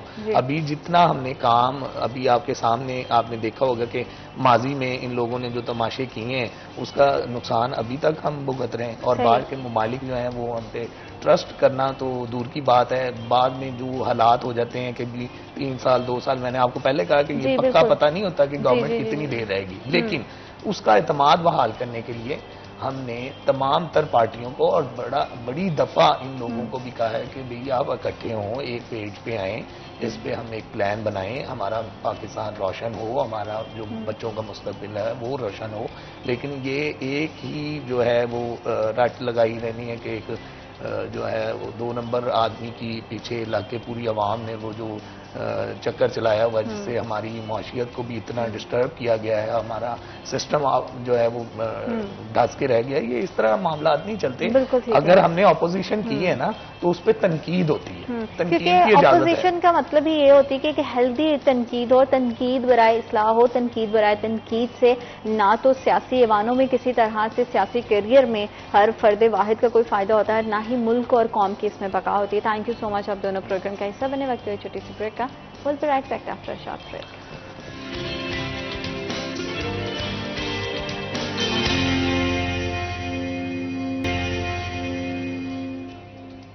Welcome back after short break. आप देख रहे हैं सिटी एट 10 और हेल्थ के हवाले से अगर हम बात करें तो हमेशा से हमारी कोशिश होती है कि अच्छा खाएं, अच्छा लाइफस्टाइल हो ताकि हम सेहतमंद रह सकें, बीमारियों से पाक। बॉडी किसको अच्छी नहीं लगती, लेकिन अनफॉर्चुनेटली आज की हमारी मसरूफ तरीन जिंदगी ऐसी हो गई है कि हमें खाने पीने का होश नहीं होता। जब हम किसी भी बीमारी की तरफ जाते हैं तो सबसे पहले हमारी नेग्लिजेंसी होती है हमारा लाइफ सर्कल। जैसे ही हमारा लाइफ सर्कल मुतासिर होता है वैसे ही डिफरेंट तरह की बीमारियां हमें आकर घेर लेती हैं। तो आपने अपने आप को अगर बचाना है, अपनी बॉडी को अच्छा रखना है, तो उसके लिए बहुत ज़रूरी है कि आपकी ईटिंग हैबिट्स बहुत अच्छी हों, आपका स्लीपिंग सर्कल बहुत अच्छा हो और आपका लाइफस्टाइल बहुत मेंटेन हो। लेकिन इसके बावजूद कुछ बीमारियां ऐसी होती हैं, आप बहुत एक आपका बड़ा अच्छा लाइफस्टाइल होता है, रूटीन बेहतरीन होती है, उसके बावजूद बहुत सारी बीमारियां हो जाती हैं। जिगर का सेहतमंद होना किसी भी जिस्म में कितना ज़्यादा ज़रूरी है, क्योंकि हमने देखा है कि हेपेटाइटिस के हवाले से बहुत सारे केसेस सामने आते हैं, रिपोर्ट होते हैं। इसके पीछे की मेन कॉज कॉजेज क्या हैं, इसकी क्या सिम्टम्स हो सकते हैं और क्या हर पेशेंट में सिम्टम्स आते भी हैं, वो हमें वाज़े तौर पर दिखाई देते भी हैं या नहीं, हेपेटाइटिस की कितनी किस्में हैं और जिगर का, एक सेहतमंद जिगर के लिए हमारा लाइफस्टाइल कैसा होना चाहिए, हम अपनी बॉडी को कैसा रखना चाहिए, नीट एंड क्लीन, हम किस तरह से डिटॉक्स कर सकते हैं अपनी बॉडी को इसकी, क्योंकि किसी भी चीज़ को अगर खूबसूरत रखना है तो उसकी साफ सफाई का, उसकी मेंटेनेंस का ख्याल रखना बहुत ज़्यादा ज़रूरी होता है। तो इसी तरह से हमारी बॉडी का इंटरनली उसको सेहतमंद रखने के लिए किस तरह का लाइफस्टाइल होना चाहिए, कैसे हम अपनी हेपेटाइटिस जैसी बीमारी से बच सकते हैं और हेपेटाइटिस एक्चुअली क्या है, इसकी शुरुआत कहाँ से होती है, इसके सिम्टम्स क्या है, इसी हवाले से हम अपने मेहमान से बात करेंगे। बहुत इंपॉर्टेंट चीज़ है, तो प्लीज़ पूरे सेशन को ज़रूर देखिएगा, हमारे साथ रहिएगा ताकि आप अपने आप को और अपने प्यारों को बहुत सारी बीमारियों से बचा सकें और अपने लाइफस्टाइल को बेहतर बना सके। अपने मेहमान से आपका तारुफ करवा देती हूँ। हमारे साथ मौजूद हैं professor doctor Aamir Shaukat, pro vice chancellor Faisalabad medical university. अस्सलाम वालेकुम। जी वालेकुम अस्सलाम। कैसे आप, खैरियत से हैं? थैंक यू सो मच कि आप प्रोग्राम का हिस्सा बने। और आज का जो टॉपिक है जिगर को लेकर सब लोगों में बहुत ज़्यादा जो है वो सवालात भी होते हैं कि हेपेटाइटिस का, लोगों को इतना पता है कि हेपेटाइटिस का मतलब ये है कि जिगर का मुतासिर होना, लेकिन इसके क्या सिम्टम्स हो सकते हैं, इसके पीछे के क्या कॉजेज हो सकते हैं, इसका इब्तिदा कहाँ से होता है, ये जानना भी बेहद ज़रूरी है। तो हेपेटाइटिस पहले ये बताइए कि हेपेटाइटिस होता क्या है? Thank you very much for inviting आपको। मैं बड़ा शुक्रगुजार हूँ इंतज़ामिया और सिटी 41, आप बड़े रेगुलरली मुझे इनवाइट भी करते रहते हैं और हम मुख्तलिफ टॉपिक्स पे ये सेशन भी करते रहते हैं और मेरा ख्याल है कि ये हमारी एक म्यूचुअल एफर्ट है मीडिया की भी और मेरा प्रो वाइस चांसलर और हेड ऑफ मेडिकल डिपार्टमेंट होने के हवाले से भी कि हम ऐसे प्रोग्राम्स रेगुलर इंटरवल पे करते जाएं ताकि पब्लिक के अंदर जो है ना वो एक जनरल अवेयरनेस क्रिएट हो कि जो आम मर्ज हमारे माशरे के अंदर इस वक्त, उसको मैं यूं कहता होता हूँ कि एपिडेमिक हैं, एपिडेमिक या पेंडेमिक यानी कि रैम्पेंट हैं, बहुत ज़्यादा मिकदार में हैं पेशेंट्स इसके। तो उसके बारे में जब तक एक अवेयरनेस की सेंस बार बार क्रिएट ना की जाए तो हम इस मर्ज पे काबू नहीं पा सकेंगे। हेपेटाइटिस जो है ना वो एक जनरल सा लफ्ज़ है जो कि इस्तेमाल किया जाता है। हेप जो है ना वो स्टैंड करता है लिवर के लिए और टाइटिस स्टैंड करता है उसकी सोजिश के लिए। तो उसका लुग़वी मतलब जो है ना हेपेटाइटिस का वो ये है कि जिगर की सोजिश होना। तो उसका मतलब ये हुआ कि किसी इंसान का लिवर अगर जिगर किसी मरीज का सूजा हुआ है तो इसको हम कहेंगे उस मर्ज को, जो इस पेशेंट को हेपेटाइटिस का वो शिकार। बिल्कुल ठीक है। तो वो लिवर के सूजने के पीछे की क्या वजूहात हो सकती हैं, इसकी क्या सिम्टम्स हैं, कैसे हमें पता चलेगा कि बॉडी के अंदर ये डिसऑर्डर है? अब देखिए हेपेटाइटिस जो है ना वो दो किस्म की, जनरली स्पीकिंग जो है ना हेपेटाइटिस तो होने की तो वजूहात पे बहस की जाए तो उसकी एक बहुत लंबी लिस्ट है, मगर जो हमें जनरली मालूम पड़ना चाहिए वो है वायरल हेपेटाइटिस के बारे में, यानी कि वायरसेस के हमले की बिना पे जो यरकान होता है या जिगर फूलता है ना उसका हमें इल्म होना चाहिए, जिसको हम जनरली कहते हैं वायरल हेपेटाइटिस। वायरल हेपेटाइटिस होने के तो तकरीबन हमारे अब फैसलाबाद एडजॉइनिंग एरियाज में बल्कि पूरे ही पाकिस्तान में चूंकि इसके मरीज बेशुमार हैं तो उसकी नई नई थ्योरीज लोगों ने खुद ही ईजाद कर ली हैं। मगर ब्रॉडली स्पीकिंग हेपेटाइटिस जो है ना उसको हम दो में तकसीम करते हैं। एक होता है एक्यूट हेपेटाइटिस। एक्यूट का मतलब ये है कि फौरी तौर पे इंसान को सोजिश हुई और आंखों की पिलाहट से उसने अपने आप को ज़ाहिर कर दिया, जिसको हम यरकान कहते हैं। ठीक, और ये हो गया पीला यरकान, यानी कि कुछ देर के लिए यरकान हुआ और ठीक हो गया और उसका कोई मुस्तकिल डैमेज बॉडी पे या मुस्तकिल असरात नहीं आए। ठीक है। फिर एक होता है क्रॉनिक हेपेटाइटिस। किसी इंसान को यरकान ऐसा हुआ है जो कि ठीक नहीं होता बल्कि आहिस्ता आहिस्ता प्रोग्रेसिवली जिगर को डैमेज करता रहता है, उसको हम कहते हैं क्रॉनिक हेपेटाइटिस। ठीक, तो उसका मतलब है कि आपके थ्रू पब्लिक को ये बताना जरूरी है कि हेपेटाइटिस बेसिकली दो किस्मों का है। One is acute hepatitis and the other one is chronic hepatitis. जो एक्यूट हेपेटाइटिस होता है ना वो दो वायरसेस करते हैं जनरली स्पीकिंग। एक है हेपेटाइटिस ए यानी कि ए वायरस और एक है ई वायरस। और जो क्रॉनिक हेपेटाइटिस होता है जो खतरनाक ज्यादा होता है, खतरनाक तो सारी होते हैं मगर जो ज्यादा खतरनाक है वो है क्रॉनिक हेपेटाइटिस, और वो दो वायरस करते हैं हेपेटाइटिस बी और हेपेटाइटिस। क्रॉनिक वो है जैसे आम जुबान में लोग काला यरकान कहते हैं। बिल्कुल दोस्त कह रही हैं।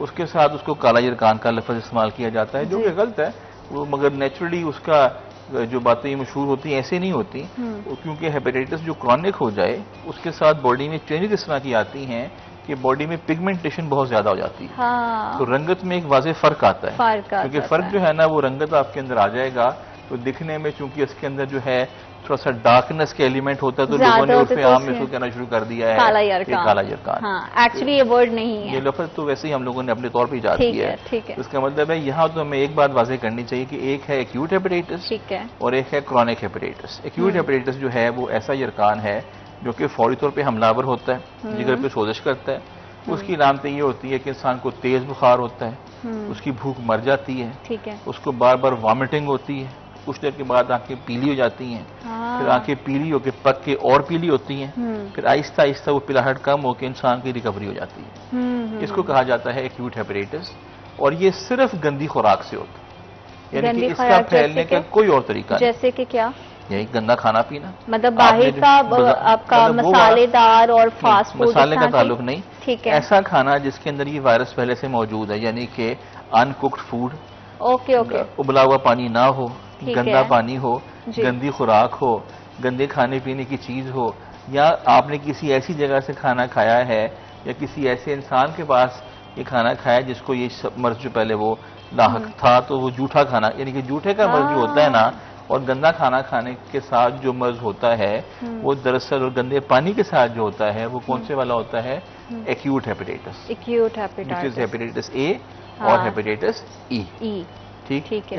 इसमें यूं होता है कि इंसान का जो है ना रिकवरी टाइम तकरीबन 3 to 6 वीक्स होता है, ठीक है, यानी कि 3 से 6 हफ्ते में आप बेड रेस्ट करके हल्की फुल्की लिवर टॉनिक्स इस्तेमाल करके बॉडी की एनर्जी को कंजर्व करके बंदा खुद ब खुद ठीक हो जाता है, और इसके मुस्तकिल असरात कोई भी नुमाया नहीं होते। मगर ये भी जानना जरूरी है कि अगर इसकी तशखीस ना की जाए, हाँ, और बंदा लागर्जी कर जाए, लापरवाही कर जाए और एहतियात ना करे और रेस्ट ना करे, तो ये भी यरकान जो है वो खतरनाक हो जाता है। लेकिन हमारे यहाँ जैसे आपने बताया कि इसमें तेज बुखार हो जाता है, भूख मर जाती है, तो लोग इस तरह के सिम्टम्स बड़ा नॉर्मल रहते हैं, सेल्फ मेडिकेशन पे चले जाते हैं, और ये सेल्फ मेडिकेशन इसमें कितनी खतरनाक है। और अगर आपका बुखार टूट ही नहीं रहा, कितने दिन तक अगर आपको टेम्परेचर रहता है, तो आपको जरूर जाके डॉक्टर को कंसल्ट करना चाहिए।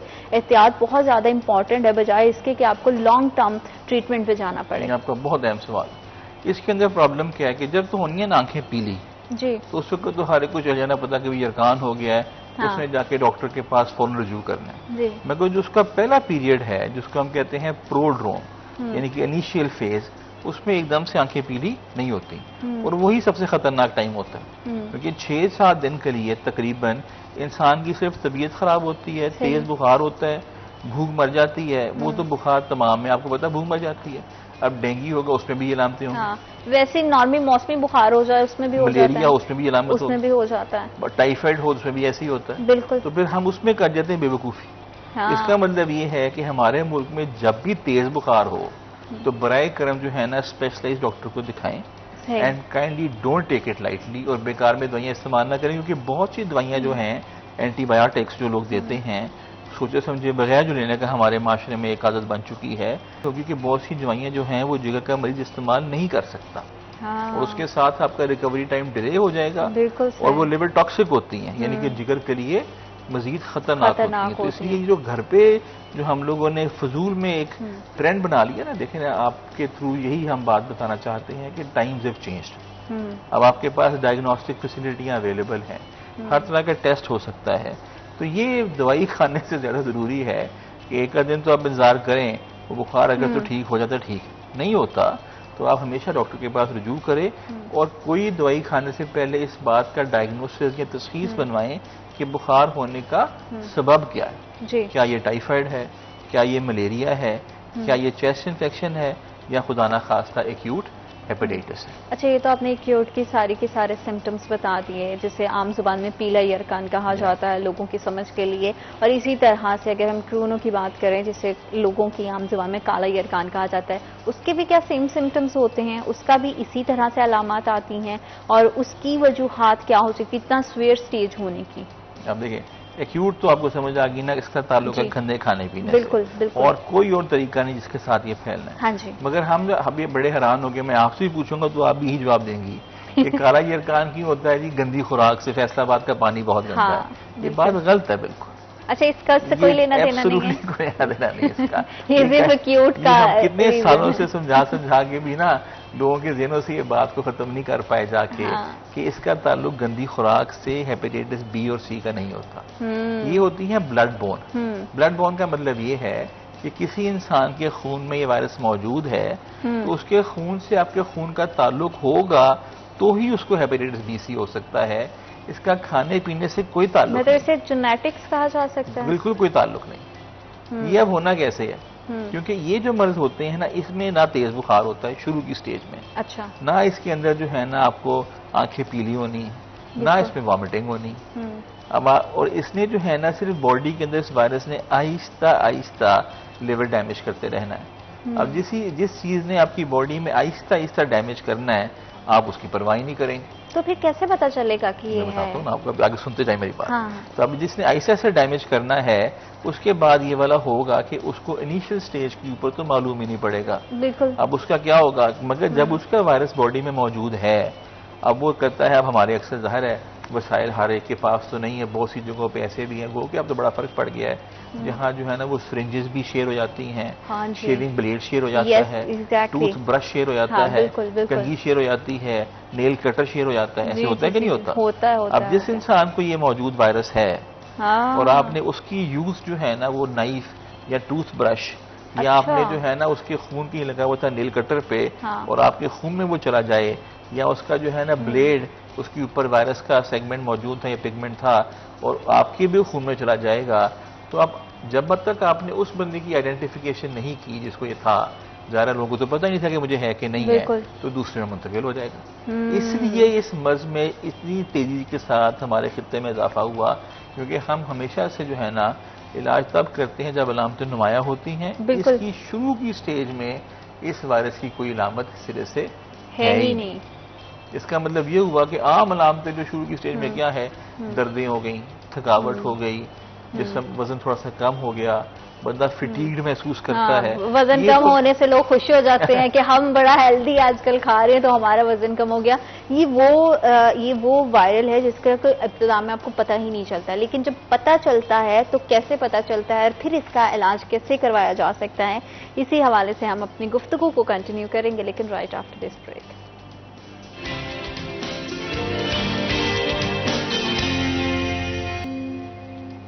Welcome back after short break. आप देख रहे हैं सिटी एट 10 और गुफ्तगू को और भी ज्यादा खास बना देता है महाफिल की जान। अगर हम देखें तो पाकिस्तान में चाय एक रवायत नहीं है बल्कि हम कहते हैं कि हमारी जिंदगी का हिस्सा है। सिर्फ चाय नहीं है, मशरूब नहीं है, बल्कि हमारे यहाँ ट्रेडिशन है, इसकी बड़ी वैल्यू समझी जाती है। और चाय अगर टपाल तेज दमदार की हो तो और भी ज्यादा दमदार मजा, इसका दमदार खुशबू हमारे चाय के जायके को और भी ज्यादा बढ़ा देती है, क्योंकि टपाल तेज दम का मुनफरिद ब्लेंड जो आपको दे कड़क बेहतरीन और तेज चाय, जो दे आपको ताजगी का दमदार एहसास। तेज दम की हर प्याली में आपको मिलता है दमदार मजा, जायका, खुशबू और इसकी खूबसूरत रंगर आप देख सकते हैं। क्योंकि मैं चाय की पर्सनली बड़ी लवर हूँ और अगर इसका खूबसूरत सा जायका और इसका खूबसूरत सा रंग आपको अपनी तरफ अट्रैक्ट ना करे चाहे तो फिर इसका क्या फायदा। टपाल तेज दम का ये एक बहुत खूबसूरती है कि टपाल तेज दम जो बढ़ाए आपका दम और कभी ना रुके आपके कदम। टपाल तेज दम हर चाय की जान भी है और इसका खुशबू इतनी ही ज्यादा मजेदार है, इसका रंग इतना बेहतरीन है, इतनी कड़क चाय आपके दिन भर की थकावट को, आपकी मसरूफियत को, आपके हर लम्हे को और भी ज्यादा खास और दमदार कड़कदार बना देती है। यही वजह है कि टपाल तेज दमदार की चाय अगर आप पीते हैं तो इसकी हर प्याली में आपको दमदार और कड़क जायका मिलता है जो आपको ताजगी का एहसास देता है। और चाय में अगर आपको ताजगी भी मिलती है, रंग भी मिलता है, खुशबू भी मिलती है, तो और आपको क्या चाहिए। तेज दम की दमदार चाय, चाय के जायके को और इसकी रंगत को और इसके मौजूदगी को और भी ज़्यादा ख़ास बना देती है। हर तरह की मौजूदगी में हमारे पास अगर चाय है तो चाय हमारे लगा देती है हमारे महाफिल को चार चांद, तो बड़ी ख़ास है। तो चाय आई एम श्योर कि आप भी हमारा प्रोग्राम देखते हुए चाय पी रहे होंगे, तो हम अपने टॉपिक की तरफ वापस जाएंगे और सेहत के हवाले से गुफ्तगू करेंगे। हमारे साथ मौजूद है हमारे गेस्ट, हेपेटाइटिस के हवाले से आप बता रहे थे, तो मैं ज़रूर जानना चाहूँगी कि आप मुझे बताइए कि इसकी, जैसे आपने पीले यरकान के बारे में बताया कि लोगों के जहनों में जो काला यरकान है, जिसको कि आपने बताया कि लोगों का आम ख्याल ये है कि गंदे पानी की वजह से होता है, लेकिन ये इसके पीछे कोई इसमें फैक्ट नहीं है। तो इसके पीछे के एक्चुअल रीजन फिर क्या है, और पैसे जैसे आपने कहा कि आइडेंटिफाई नहीं होता है स्टार्टिंग में, तो आइडेंटिफाई कैसे करेंगे लोग, इसे कैसे पता चलेगा कि हमारी बॉडी में ये डिसऑर्डर है और अब हमें डॉक्टर के पास जाने की और अपने आप को चेकअप करवाने की जरूरत है? क्योंकि हमारे हाथ तो रेगुलर चेकअप का भी कॉन्सेप्ट नहीं है कि लोग चाहें रेगुलर चेकअप करवाएं और पता चले और डायग्नोज हो कि आपको इस तरह कोई प्रॉब्लम है। तो कैसे फिर पता चलता है इस तरह के जैसे कि मैं ये बात आपके साथ कई दफा पहले शुगर के बारे में भी कह चुका हूँ, हेपेटाइटिस को इनिशियल स्टेज में हेपेटाइटिस बी और सी को देखने का और कोई तरीका नहीं, इसका टेस्ट करवाया जाए। जो भी मर्ज जो है सोसाइटी में बहुत ज्यादा हो, बजाय कि आप इंतजार करें कि अलामतें आएँ उसके बाद फिर एक मुसीबत पड़ जाए, उससे बेहतर नहीं है इसका टेस्ट करके देख लिया जाए। जो इंतहाई सस्ता टेस्ट है, तमाम सरकारी हॉस्पिटल्स में गवर्नमेंट ऑफ पंजाब ने ये सहूलत फ्री मुयसर की हुई है और बहुत फर्क पड़ भी गया। हमारे पास अब लोग खुद से आते हैं कहने के लिए कि डॉक्टर साहब हम चाहते हैं कि हमारा टेस्ट कराया जाए, क्योंकि ऐसा कोई इंसान नहीं है हमारे इस मुल्क के अंदर जिसका ताल्लुक किसी ना बिल वास्ता या बिला वास्ता हेपेटाइटिस के मरीज के साथ ना आया। कोई भी ऐसा नहीं। तो इसका मतलब ये है कि जब एक मर्ज है ही इतना ज्यादा, तो इसमें क्या बहस की बात है? आप साल में 1 मरतबा या साल में 2 मरतबा अपने मेडिकल चेकअप की खातिर एक आम सा टेस्ट करके मालूम क्यों नहीं कर लेते कि हमें ये मर्ज है? क्योरेबल है अगर बर वक्त आप इसे करवा लें? बेहतरीन क्योर है इसका, और इलाज बहुत ही आसान भी हो गया इसका। अच्छा। यानी कि जिस इंसान को हेपेटाइटिस बी या सी है, या सी की हम बात ज्यादा करते हैं, बी फॉर्चुनेटली है तो वो भी बहुत ज्यादा, मगर बी इतना कॉमन हमारे मुल्क में खुशकिस्मती से नहीं है। मगर hepatitis C is very very common. आपको पता है कि आपका जो अक्सर आप लोग जानते होंगे या पेशेंट्स देखते होंगे अपने नेबरहुड के अंदर या रिलेटिव्स के अंदर, तो मालूम पड़ेगा कि हेपेटाइटिस सी का मसला उसको है शिकार। जब मैं आज से 20 साल पुरानी की हिस्ट्री बताता हूँ आपको, जब उस वक्त था तो इसका इलाज इंतहाई सख्त हुआ करता था। सख्त हुआ करता? बहुत सख्त था। क्या?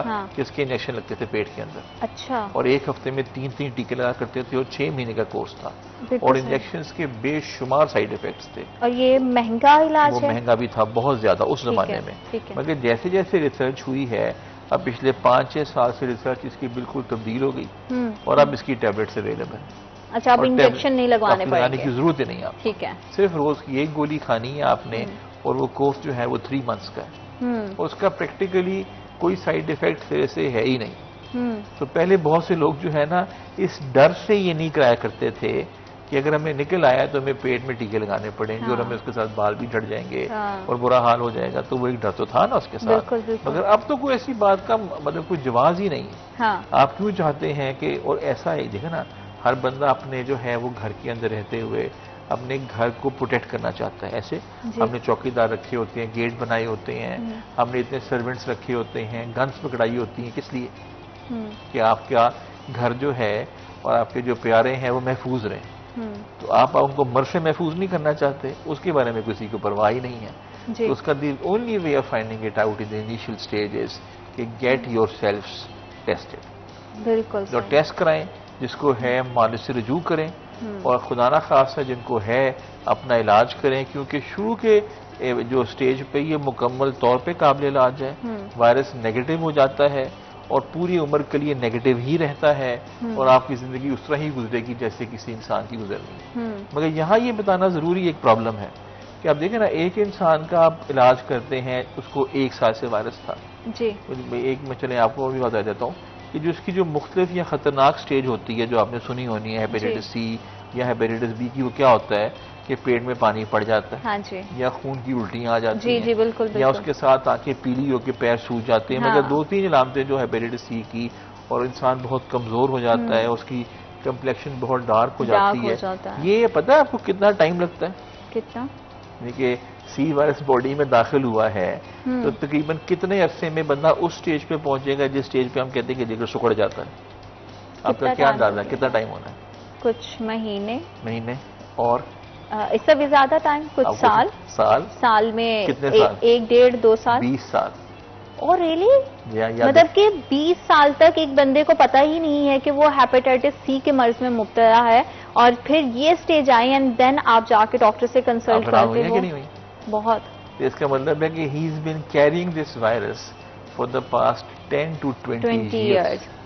और इस दरमियान में हमने कभी अपना सेल्फ एनालिसिस करवाया ही नहीं, दैट्स व्हाई हमें ये डायग्नोज हुआ ही नहीं। और 10 साल में कितनों को दे चुका होना है। हाँ, इसलिए घरों के अंदर फैला होता है। और इस स्टेज पर आके फिर इलाज क्या हो सकता है? नहीं, अब नाकाबिल इलाज। ये तो हम कहते हैं कि लास्ट स्टेज है, तो ये कहना इसका मतलब ये, मगर देखें ना कितना टाइम आपको मिला है। आपको यू हैड, अगर आप साल 2 साल में भी चले जाते डॉक्टर से, तब भी आप रिकवर कर सकते हो। जो है ना, यूं समझ लें कि अगर 10 साल के अरसे में डायग्नोज हो जाएगा ना, मैंने एक रफ सा फिगर दिया, ज़ाहिर है ये कोई इतना एग्जैक्टली कहना मुमकिन तो नहीं है कि 10 साल के अंदर अंदर अगर मालूम पड़ जाता है 5 से 10 साल, तो इसका इलाज मुमकिन है। अच्छा, मगर अगर पहले 5 साल 10 ईयर क्रॉस हो गया तो 10 साल तकरीबन क्रॉस करके कोई इसकी कॉम्प्लिकेशन डेवलप हो जाएगी ना, तो फिर ये अगर आपने वायरस नेगेटिव भी कर दिया दवाई खा के, तो इसकी बॉडी पे असरात आने ही आने। और ऐसा हो सकता है कि आपने एक बार इलाज करवाया और आपको दोबारा से डायग्नोज बिल्कुल हो सकता है, मगर उसके होने के बेशुमार अवामिल है। एक दफा ठीक होने का मतलब ये हुआ कि आपने खत्म कर दिया, ठीक है, तो ये क्या गारंटी है घर में किसी और को दोबारा नहीं मिल जाएगा आपको। हाँ, हो सकता है तब तक आपने किसी और को ट्रांसफर कर दिया हो, तो उससे दोबारा मिल गया। अब देखें ना, हस्बैंड एंड वाइफ हैं, अब हस्बैंड एंड वाइफ के साथ रहते हुए दोनों का ताल्लुक इंटीमेट है, तो उसके अंदर जो है ना हस्बैंड से वाइफ को होने का और वाइफ से हस्बैंड को होने का चांस है। एक बंदे को लामते हुई, उसने अपना टेस्ट करवा लिया, उसको मालूम पड़ गया कि मुझे वायरस है, उसने इलाज करवा लिया, दूसरे पार्टनर के बारे में गौर ही नहीं किया। ऐसे तो घर में अगर 4 अफराद या 5 अफराद है तो सबको चाहिए कि टेस्ट करवाएं, ताकि इब्तदाई सतह पर, इब्तदाई स्टेज पर इसको रिकवर किया जा सके। घर में हो गया है, kindly don't wait for the symptoms to appear. मैं तो इतने खतरनाक सुन के कह रही हूँ कि आपको इर्द गिर्द भी लगता है ना कि किसी मिलने वाले में है, तो भी एहतियातन करवा लें, ताकि एटलीस्ट पता नहीं होता कि कहाँ से कोई ऐसा मर्ज आकर आपकी बॉडी को अटैक करे। ये है कि हेपेटाइटिस बी के खिलाफ हिफाजती टीके अवेलेबल है, यानी कि इसको कहते हैं वैक्सीन। जी। अब लोग वैक्सीन कहते हैं इलाज को। वैक्सीन, ये भी बताना जरूरी है कि वैक्सीन इलाज नहीं, वैक्सीन बचाव है। हाँ। अब बचाव के टीके जो हिफाजती हैं ना, वो सिर्फ अवेलेबल है हेपेटाइटिस बी के खिलाफ। सी के खिलाफ अनफॉर्चुनेटली वैक्सीन है, तो सी के तो पेशेंट ज्यादा है, तो इस वैक्सीन इसका जो टेक्निक है वायरस बी की वैक्सीन सी वाले पे असरअंदाज नहीं होगी। और बी, ये भी गलत बात है कि बी सी में हो जाता है, ये नहीं होना, ये क्लासें नहीं चेंज हो रही हैं। नहीं, हम इब्तदाई स्टेज हम देखते हैं ना कि न्यू बॉर्न बेबी का वो एक पूरे का पूरा कोर्स चल रहा था, उसको हेपेटाइटिस के, पोलियो के, मलेरिया के, हर तरह की वैक्सीन है, सी की नहीं। प्रिकॉशंस कर रहे होते हैं, लेकिन हमारे यहाँ तो सी के केसेस ज्यादा है, तो ये क्या वैक्सीन सी है आरएनए वायरस, वो फिर बड़ा टेक्निकल सी गुफ्तगू हो जाएगी। बी जो है ना वो है डीएनए वायरस, इनका स्ट्रक्चर डिफरेंट होता है, तो डीएनए स्ट्रैंड्स के वायरसेस की वैक्सीन बनाना पॉसिबल है। आरएनए वायरस जो है ना वो इस तरह का होता है कि उसके खिलाफ जो है वो इतना अनस्टेबल वायरस। प्रिकॉशन मेजरमेंट्स सिर्फ यही वाला जो मैंने बोली है आपको, क्या भला कि जब आप बाल कटवाने जाए बार्बर्स के पास और अपनी शेव कराने जाए, तो आपने सब कुछ खुद लेके अपना आपका सिस्टम लगा होना चाहिए, खुद ही कर लिया करें घर पे। मैं तो इसके बाद ये कह रही हूँ, अपना नहीं, इतना मुश्किल नहीं है, थोड़ी सी एहतियात। और ये भी अच्छा, आपने एक चीज और भी बहुत अच्छे से बताई, जो नेल कटर्स हैं, हम इसका घर में यूजुअली ऐसा होता है कि 1 या 2 होते हैं, पूरी फैमिली वही यूज कर रही होती है, तो आप अपनी इस तरह के जितने भी इक्विपमेंट्स हैं या इस तरह की जितनी भी प्रोडक्ट्स हैं अलग अलग यूज करें, ताकि आपको किसी भी तरह का एक दूसरे को हार्म नहीं करे। मैंने नेशनल इंटरनेशनल फोरम्स पे टॉक दे चुका हूँ प्रिवेंटिव एस्पेक्ट्स ऑफ हेपेटाइटिस में। 5 उसूल याद कर लें आप जी। नंबर 1 ये वाला है कि आपने जो पर्सनल इक्विपमेंट अपना है ना, हर बंदे का सेपरेट हो, ठीक है, वो क्या क्या होता है, सिजर्स जी। नंबर 2 जो है ना आपकी नेल कटर्स, नंबर 3 आपका शेविंग ब्रश, जो ब्लेड है, और 4थली जो है ना आपकी जो है ना वो जो ये नेल कटर, सिजर्स, शेविंग जो इक्विपमेंट और टूथब्रश, हेयर ब्रश भी होना चाहिए। हाँ, क्योंकि उसका भी बड़ा एक तो ये सेपरेट हो। हाँ। नंबर दूसरा ये वाला है जो खवातीन अपनी वो इस्तेमाल करती है ना, नाइफ जो होती है, छुरियां कहते हैं ना, हाँ। तो छुरी को भी इस्तेमाल करते करते जो है ना, जब आप ब्लड लग जाएगा आपको, और वो छुरी वाला ब्लड किसी और को किसी टच कर सकते हैं, उससे भी हो सकता है। ये नेल फाइनर की बात कर रहे हैं, जो अक्सर हम लोग बैठी खवातीन कर रही होती है, एक दूसरे से पकड़ के दूसरी खातून भी करना शुरू कर देती है, तो इन तमाम चीज़ों से एहतियात करनी चाहिए। लेकिन अगर आपको हो गया तो इसके ट्रीटमेंट क्या है अभी मौजूदा सूरत में, और कितना टाइम, 3 माह का तो कोर्स चलता है, उसके साथ साथ और क्या चीज़ें हैं जिसका आपको ख्याल रखना चाहिए, इस हवाले से हम बात करेंगे, लेकिन राइट आफ्टर दिस ब्रेक।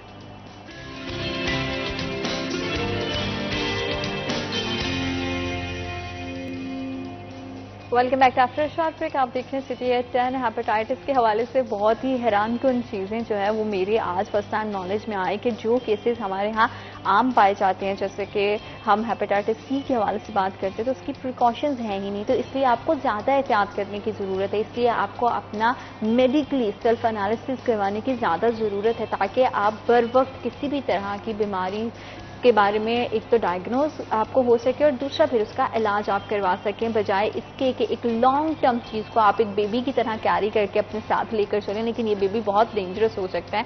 इसलिए अपना ख्याल रखना, और वो जो एक स्टेटमेंट हमेशा से हम कहते हैं ना कि इलाज से बेहतर एहतियात है, तो प्लीज़ एहतियात कीजिए। और अब हम आपसे ये जानना चाहेंगे कि हमें पता चल गया कि हमारा पेशेंट जो है वो डायग्नोज हो गया हेपेटाइटिस सी में या हेपेटाइटिस ई की, एक किसी की भी बात कर लें, तो उसके बाद का अब क्या लाहेमल होगा? 3 माह का जो आपने कहा कि अब तो टैबलेट्स आ गई हैं, 3 मंथ्स कोर्स होता है, उसके साथ और क्या एहतियाती तदाबीर होनी चाहिए? उसके साथ हमारा लाइफस्टाइल कैसा होना चाहिए, डाइट कैसी होनी चाहिए, ये सारी चीज़ें भी बताइए। लिवर जो होता है ना, वो बेसिकली आपकी बॉडी का सबसे इम्पोर्टेंट स्टोर हाउस है जी।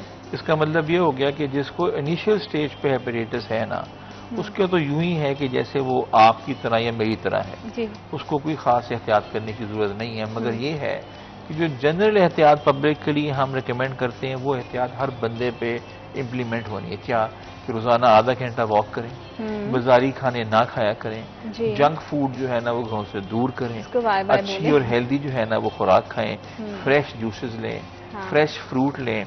पाकिस्तान को अल्लाह पाक ने इतनी नेमतें दी हैं, जाके आप वो सारी वो क्यों छोड़ के जाके आप ये दोबारा बर्गर्स और फ्राइज और शवारमाज और चटनियाँ और ये वो इसको खत्म करें। मेरी जनरली लोग मुझसे पूछते हैं कि डॉक्टर साहब आप बताएं ना कि आप बाहर जाए तो खाने पे जाते हैं तो क्या खाया करें, शादियों भी अटेंड करनी है, फंक्शन भी करने हैं, अब जो है ना वो तरह तरह के रेस्टोरेंट्स भी हैं। ज़रा है गवर्नमेंट तो अपने चेक एंड बैलेंस सिस्टम की, मैं लोगों को कहता होता हूँ कि आप लोग जो है ना रॉ और अनकुक्ड फूड जो है ना उसको बिल्कुल खत्म कर दें। आप बारबेक्यू इस्तेमाल कर लें, ये पिज्जाज बड़े हाई लेवल पे कुक हुए होते हैं, आप इसको चले बहुत शौक है करने का तो उसको इस्तेमाल कर लें, मगर जो कुक्ड फूड है ना वो इस्तेमाल करें। अनकुक्ड फूड को क्या है, जो सैलेड्स हैं, फिर चटनियाँ हैं, अब इनके अंदर तो उनको खत्म करने का इरेडिकेट हम समझ रहे तो ये बड़ा हेल्दी चीज है, हम ये ज्यादा लें, बिल्कुल इसमें कोई शक नहीं, लेकिन वो घर की हद तक बिल्कुल। मतलब यहाँ आपको कम से कम किसी ऐसी जगह से चीजें लेनी है जिसके बारे में आप पर्टिकुलरली श्योर है कि ये जिसने तैयार किया गया वो हाइजेनिक है। अब हाइजीन जो है ना वो एक बहुत बड़ा टॉपिक आपको पता है। अब कम्युनिटी मेडिसिन और प्रिवेंटिव मेडिसिन है क्या, इट्स ऑल अबाउट हाइजीन। तो जब हम अपने कपड़ों के बारे में इतना ध्यान करते हैं और अपने जो है ना हर चीज चलने फिरने के बारे में, बालों का, स्किन का इतनी केयर करते हैं, तो खाने के बारे में इतने लापरवाह क्यों है?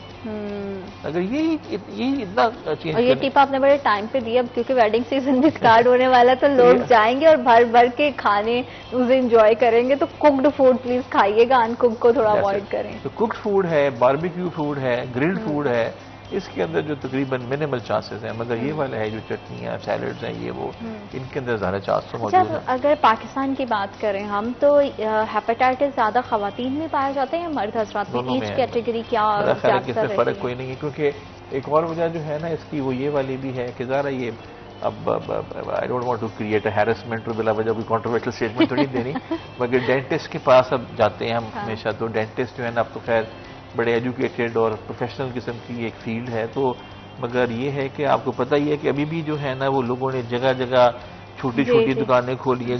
गाँव के अंदर क्या है रवाज के लिए दाढ़ निकलवा लें, इस तरह तो वो जो औजार इस्तेमाल हो रहे हैं, एक पे भी हो रहा है दूसरे पे भी हो रहा है। तो उसके बाद जो है बाल कटाना, शेव करने का फैशन आपको पता ही है। शहरों में ये हाल है कि जहाँ भी आप किसी एरिया में जाएंगे तो गली मोहल्लों के अंदर वो लगा और वहीं जाके कर रहे हैं। तो आप बताएं ना कि इसको हमने कब इस चीज से निकलना है जाके। ये पोटेंशियल साइट्स हैं एक इंसान से दूसरे इंसान में मर्ज फैलाने को। और आपको ये, अब मेरा यहाँ सिर्फ मकसूद को खौफजदा करना नहीं है, मगर HIV भी ऐसे ही फैलता है।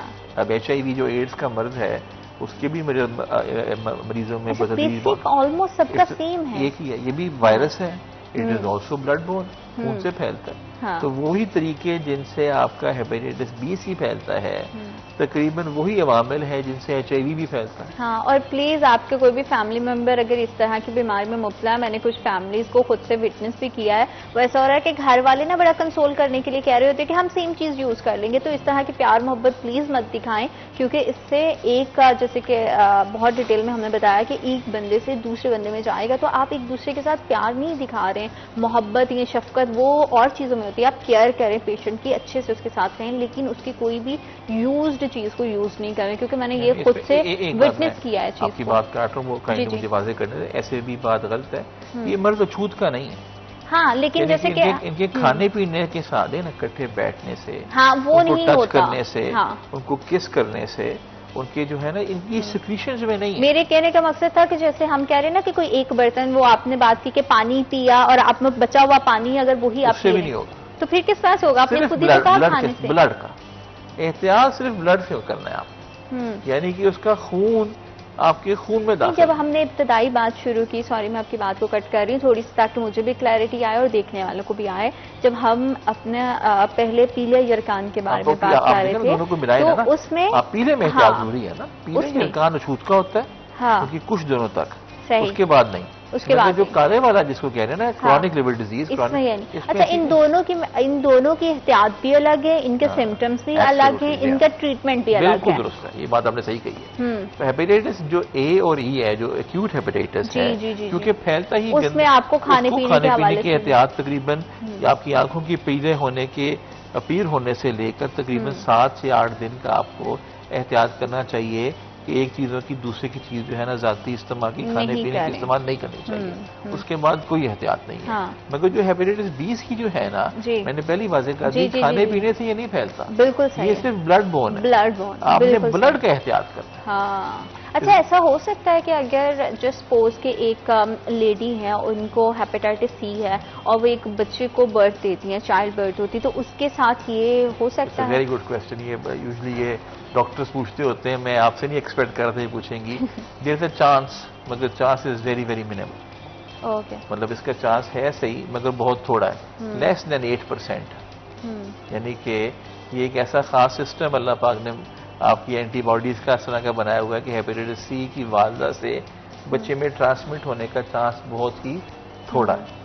अब वो वाला है कि मैंने आपको शायद पहले भी बताया है कि हेपेटाइटिस सी की तो वैक्सीन अवेलेबल ही नहीं है, मगर हेपेटाइटिस बी की अगर वालदा कोई मर्ज का शिकार है तो उसके बच्चे के बचाव के लिए इंजेक्शन भी अवेलेबल हैं और इम्यूनोग्लोबुलिन्स भी लगाए जाते हैं at the time of delivery, ताकि माँ से बच्चे के अंदर फैलने का जो कम इम्कान भी था उसको मुकम्मल तौर पर रद्द कर दिया जाए। सही। सो हेपेटाइटिस बी, जिसको इसलिए हमारी जितने भी गायनेकोलॉजिस्ट है ना, वो हर पेशेंट का हेपेटाइटिस बी सी लाजमी चेक करवाते हैं। क्योंकि आप ब्लड की बात कर रहे थे और हमेशा से हमने देखा है कि अल्लाह ताला ने इस तरह का निज़ाम बनाया है कि खून के लोथड़े से एक नई जिंदगी इस दुनिया में जन्म लेती है, तो इसलिए एहतियात करना बहुत ज़्यादा ज़रूरी है, ताकि माँ एक तंदुरुस्त बच्चे को जन्म दे सके और आने वाली ज़िंदगी हर तरह के मर्ज से पाक हो और एक हेल्दी लाइफ को लेकर इस दुनिया में आए। गुफ्तगू के सिलसिले को आगे बढ़ाएंगे, वक्त एक छोटी सी ब्रेक का, will be right back after a short break.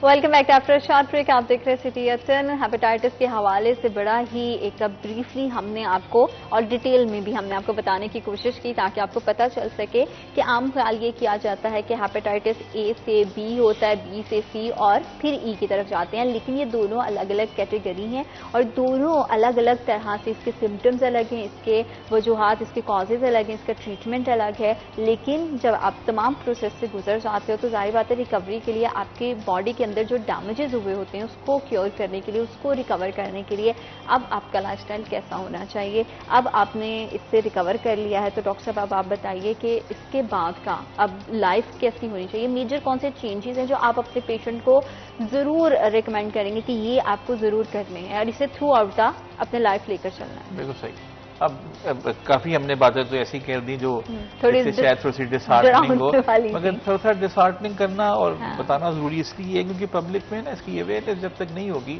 उस वक्त तक हम अपना पर्पस सर्व नहीं कर रहे। मगर ये काइंडली टेक होम मैसेज है कि ये मर्ज काइंडली ये जरूर है कि अछूत का मर्ज नहीं है। इन लोगों को शन ऑफ ना करें, इनकी केयर करने की जरूरत है। इनके पास बैठने से, लेटने से, इनको हाथ लगाने से इसके साथ ही मर्ज फैलने का कोई इम्कान नहीं। ये जो है ना आपका जो है ना कंपैशन, एम्पैथी जो है ना पेशेंट्स के लिए बहुत जरूरी है। ज़ाहिर है हम वार्डों में काम करते हैं, हम लोग पेशेंट्स देखते हैं, तो ये तो नहीं कि हम इसको कम से कम इस कॉन्सेप्ट को दूर कर दें। मेरे पास बहुत से लोग आते हैं ऐसे कि जी इसको हो गया तो साइड पे कर दिया जाए। ये मर्द छूत का बिल्कुल भी नहीं है हेपेटाइटिस, मगर एहतियात जरूरी है। यार ये भी बात गलत है कि बंदा बिल्कुल ही बेवकूफ़ों की तरह कहे कि जी कुछ भी नहीं हो और एहतियात नहीं करनी चाहिए, मगर एहतियात आपने करनी है उनकी ब्लड प्रोडक्ट्स के साथ। तीसरी बात ये वाली है कि देखें लाइफस्टाइल में एक तो ये वाला है कि हेपेटाइटिस सी जिसका इलाज हो जाता है वो नेगेटिव हो जाए, तो ये ना समझे कि वो बिल्कुल फिट हो गया जाके और दोबारा जो है ना मुझे कुछ भी नहीं करना और मैं हर जगह खाना खाना शुरू कर दूं और लापरवाही शुरू कर दूं।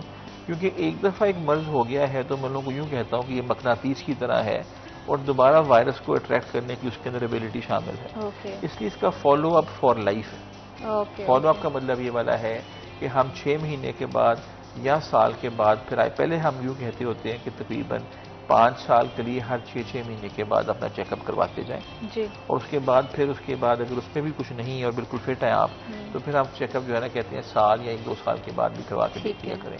उस चेकअप का 3 हिस्से हैं। एक तो आपका मुआयना डॉक्टर से होना जरूरी है, फिर जो टेस्ट होता है जिससे कंफर्म होता है कि आपको हेपेटाइटिस बी या सी या है या नहीं है, उसको हम PCR कहते हैं। ठीक है, ये वो टेस्ट है जो नेगेटिव है, इसका मतलब है कि आपको हेपेटाइटिस सी का मर्ज नहीं है।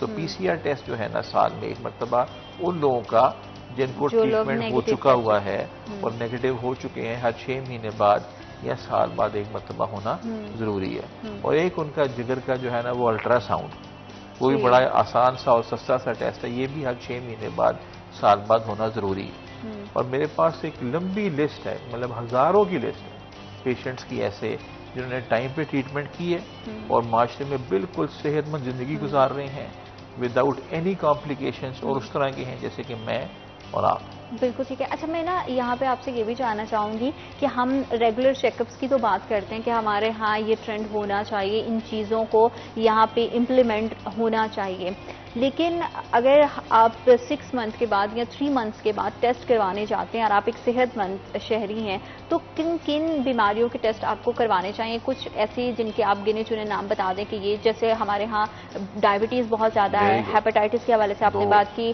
TB की बात बहुत ज़्यादा कंपेन्स रन होती हैं, मलेरिया, डेंगू, इस तरह की मुख्तलिफ तरह की डिसीजेज जिसके बारे में बुखार तो होता है लेकिन हम उसे बड़ा नॉर्मल लेते हैं। तो नॉर्मली अगर हम अपना एनालिसिस, सेल्फ एनालिसिस करते हैं मेडिकली, तो हमें किन टेस्ट्स की तरफ जाना चाहिए? 3 टेस्ट हैं, बीमारियां जो हमारे मुल्क में ऐसी हैं जो कि रेगुलरली आपको साल में 2 मरतबा चेकअप जरूर करना चाहिए। नंबर 1 पे शुगर, ठीक है, पाकिस्तान दुनिया में नंबर 1 मुल्क पे आ चुका है जिसमें शुगर की मैं कई दफा पहले भी कह चुका हूँ। तो 2 मरतबा शुगर का चेकअप साल में जरूरी है। ठीक है, तीसरा साल में 1 मरतबा या 2 मरतबा हेपेटाइटिस का चेकअप जरूरी है, और तीसरा आपका ब्लड प्रेशर। हाँ, ब्लड प्रेशर। ये 3 बीमारियां ऐसी हैं जो कि जिसके टेस्ट इंतहाई आसान है, इंतहाई सस्ते हैं, रेडिली अवेलेबल हैं। ये 3 जो टेस्ट है ना, अगर आपके नॉर्मल आ रहे हैं, इनमें इस कैटेगरी में फॉल नहीं कर रहे, तो यूं समझें कि ये बेसिस है तमाम बीमारियों की। डायबिटीज के साथ ही आपको हार्ट अटैक होना है, डायबिटीज के साथ ही आपको फालज होने के चांस हैं, डायबिटीज के साथ ही आपकी आंख की बिनाई जाने का चांस है, डायबिटीज के साथ ही आपके पट्टे कमजोर होने का चांस है। डायबिटीज के मरीजों को ब्लड प्रेशर बहुत ज्यादा होता है, ब्लड प्रेशर से गुर्दे खराब होते हैं, ब्लड प्रेशर दिल का अटैक होने का चांस। तो जो रूट है बेसिकली उस पर जाएं, क्योंकि आप इतनी डिटेल बताते जाएंगे लोग परेशान हो जाएंगे।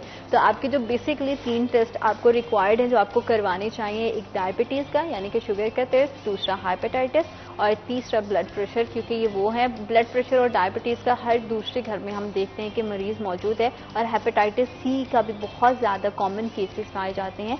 तो इसका खुदारा ज़रूर टेस्ट करवाएं कुछ टाइम के बाद, ताकि आप हेल्दी लाइफ कर सकें। क्योंकि अक्सर हमने ये देखा है कि हमारे यहाँ जो बीमारियां हैं वो बहुत लास्ट स्टेजेस पर जाके डायग्नोज होती हैं, जब वो क्योरेबल नहीं रह जाती हैं। तो अल्लाह ताला सबको इस तरह की बीमारियों से महफूज रखें।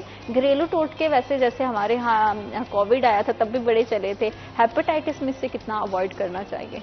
क्योंकि बड़े बुजुर्ग लोग भी होते हैं ना कि एक कहवा पी लें, वो तो अपने तजुर्बे से अच्छी बात बता रहे होते हैं। हम तो लेकिन ये कि इसमें फ्रेश फ्रूट, फ्रेश जूसेस, ये दोनों के दोनों जो है ना हर बीमारी से आपको महफूज करते हैं। और हेल्दी हीटिंग हैबिट्स जो हैं, क्योंकि अभी तो मैंने उसके एक एस्पेक्ट को टच ही नहीं किया। आपको शायद ये जान के भी बड़ी हैरानी होगी कि एक नई बीमारी जो बड़े जल्दी अब नुमाया होगी और कुछ दिन के बाद आप उस पर भी सवाल पूछा करेंगी, उसका है कि हेपेटाइटिस जो है मोटापे से भी होते हैं। अच्छा। और वो हेपेटाइटिस जो है जो मोटापे से होता है, वो शुगर भी करता है साथ में। और वो जो है ना कैटेगरी में फॉल करता है, इसी कैटेगरी, वो भी उसी तरह ही जिगर को डैमेज करता है जिस तरह हेपेटाइटिस बी और सी करता है। अब हमारे पास बेशुमार पेशेंट्स आजकल ओबेसिटी तो हमारे यहाँ चाइल्ड ओबेसिटी भी बहुत बढ़ रही है। हेपेटाइटिस बच्चों में होने के चांसेस होते हैं? बच्चों में क्यों नहीं, बीजी गंदी बच्चों में हेपेटाइटिस ए और ई होता ही बच्चों में ज्यादा। जो आम पीला यरकान है, बच्चों में तो बीसी नहीं होता ना, उस पे वो होगा भी तो वो तो 20 साल के बाद नुमाया होगा ना, बच्चे तो बड़े हो चुके होंगे। मगर जो ए और ई है वो तो बच्चों में बहुत ही कॉमन है, क्योंकि चटपटी चीजें बच्चे खाते हैं, बाहर का बच्चों ने खाना, सब चीजें। इसलिए ए और ई एडल्ट्स में ज्यादा कॉमन नहीं है, बच्चों में बहुत ज्यादा कॉमन है। बच्चों में क्योंकि शेयरिंग भी बहुत चल रही होती है सब चीजें। जो बीसी है वो बच्चों में तकरीबन ना होने के बराबर है। पकड़े तो जाते हैं वो बेचारे जो अच्छी फैमिली वाले टेस्ट कराते हैं, मगर उनके सिम्टम्स जो हैं वो तो ज़ाहिर है उनकी एडल्टहुड में ही नुमाया होंगे ना। मैंने बोला ना कि वो तो तकरीबन 10 से 15 साल के बाद तो सिम्टम नुमाया होते हैं, इसलिए बच्चों की कैटेगरी में यूजली वो फॉल नहीं करते। मगर जो ओबेसिटी है ना, ये मैं आपको आज का एक टेक होम मैसेज है कि ये हमने अगर अपने मुल्क में शुगर और वजन कम करने का और हेल्दी लाइफस्टाइल का रुझान ना लेके आए ना, तो आई कैन टेल यू कि जो ओबेसिटी है वो बजाते खुद लेवर को उस तरह ही डैमेज करता है जिस तरह के हेपेटाइटिस सी डैमेज करता है। उससे भी जिगर इंसान का सुकड़ता है। और बंदा और कितने ऐसे पेशेंट्स अब आ रहे हैं हमारे पास जो कि जिगर बहुत बहुत ख़राब है, उनका बी भी वायरस नहीं है, सी भी नहीं है, मगर जिगर सुकड़ा हुआ है। और उसके अंदर जो वजह क्या बनती है, उनका मोटापा है। तो मोटापा जो है ना इस वक्त पूरी दुनिया का सबसे नंबर 1 मसला है जिसको टैकल करने की जरूरत है। मसला नहीं, बीमारी है, मैं तो यही कहूँगी। और ये जड़ है बल्कि बहुत सारी बीमारियों की, तो इससे बचना तो बड़ा जरूरी है। लेकिन हमारा लाइफस्टाइल, एक्सक्यूजेस हमारे पास बहुत होते हैं ना, हम चीज़ों को मैनेज नहीं कर पाते हैं, तो उसकी वजह से हम फिर एक के बाद दूसरा एक्सक्यूज देते चले जाते हैं। तो हेल्दी लाइफ के लिए थोड़ा सा कहीं ना कहीं तो कम्प्रोमाइज़ करना पड़ता है। हाँ, वंस अ वाइल अगर आपको दिल चाहता है, आप कुछ चटपटा या कुछ इस तरह का खाना चाहते हैं तो आप जरूर खाएं, लेकिन अपने आप का बैकअप सिस्टम कहते हैं स्ट्रॉन्ग करना बहुत ज़्यादा ज़रूरी है। क्योंकि हम बिल्कुल ये नहीं कह सकते कि आप हर चीज़ से कट ऑफ कर लें, क्योंकि लोग यूज़ करते हैं और इससे हम उनको मना नहीं कर पाते। सही कहते हैं। हमारा मकसद सिर्फ ये नहीं आपको किसी चीज़ से जो है ना मना करना, इस तरह नहीं है। मकसद आपको एजुकेट करना है। हाँ। हम सब दी शऊर हैं, हमें फैसले ज़िंदगी के खुद गुजारने हैं। आपने खुद ये फैसला करना है कि आपने अपनी लाइफ जो है ना, ज़ाहिर ये तो अल्लाह पाक के काम है कि ज़िंदगी आपको दी गई है, मगर जो शऊर और साइंटिफिक डेटा में दिया गया है हमने आपको प्रोवाइड करना है। आगे से आपने खुद फैसला करना है कि आपने इसको स्टिक करना है, इसको स्टिक नहीं करना। आपने अच्छी लाइफ गुजारनी है कि बीमारी वाली जिंदगी। बिल्कुल, क्योंकि कहते हैं समझदार के लिए इशारा काफ़ी, और मेरी ऑडियंस काफ़ी समझदार है, उनको थोड़ा सा समझा दो तो वो समझ जाते हैं। अल्लाह ताला आप सबको healthy life they. Thank you so much doctor साहब, आप प्रोग्राम का हिस्सा बने। एंड तमाम देखने वालों की यही दुआ है कि अल्लाह ताला आप सबके लिए बहुत सारी आसानियाँ पैदा करें। अपना बहुत ज़्यादा ख्याल रखिएगा। बशर्ते ज़िंदगी इंशाल्लाह कल दोबारा आपसे मुलाकात होगी। अल्लाह के बाद।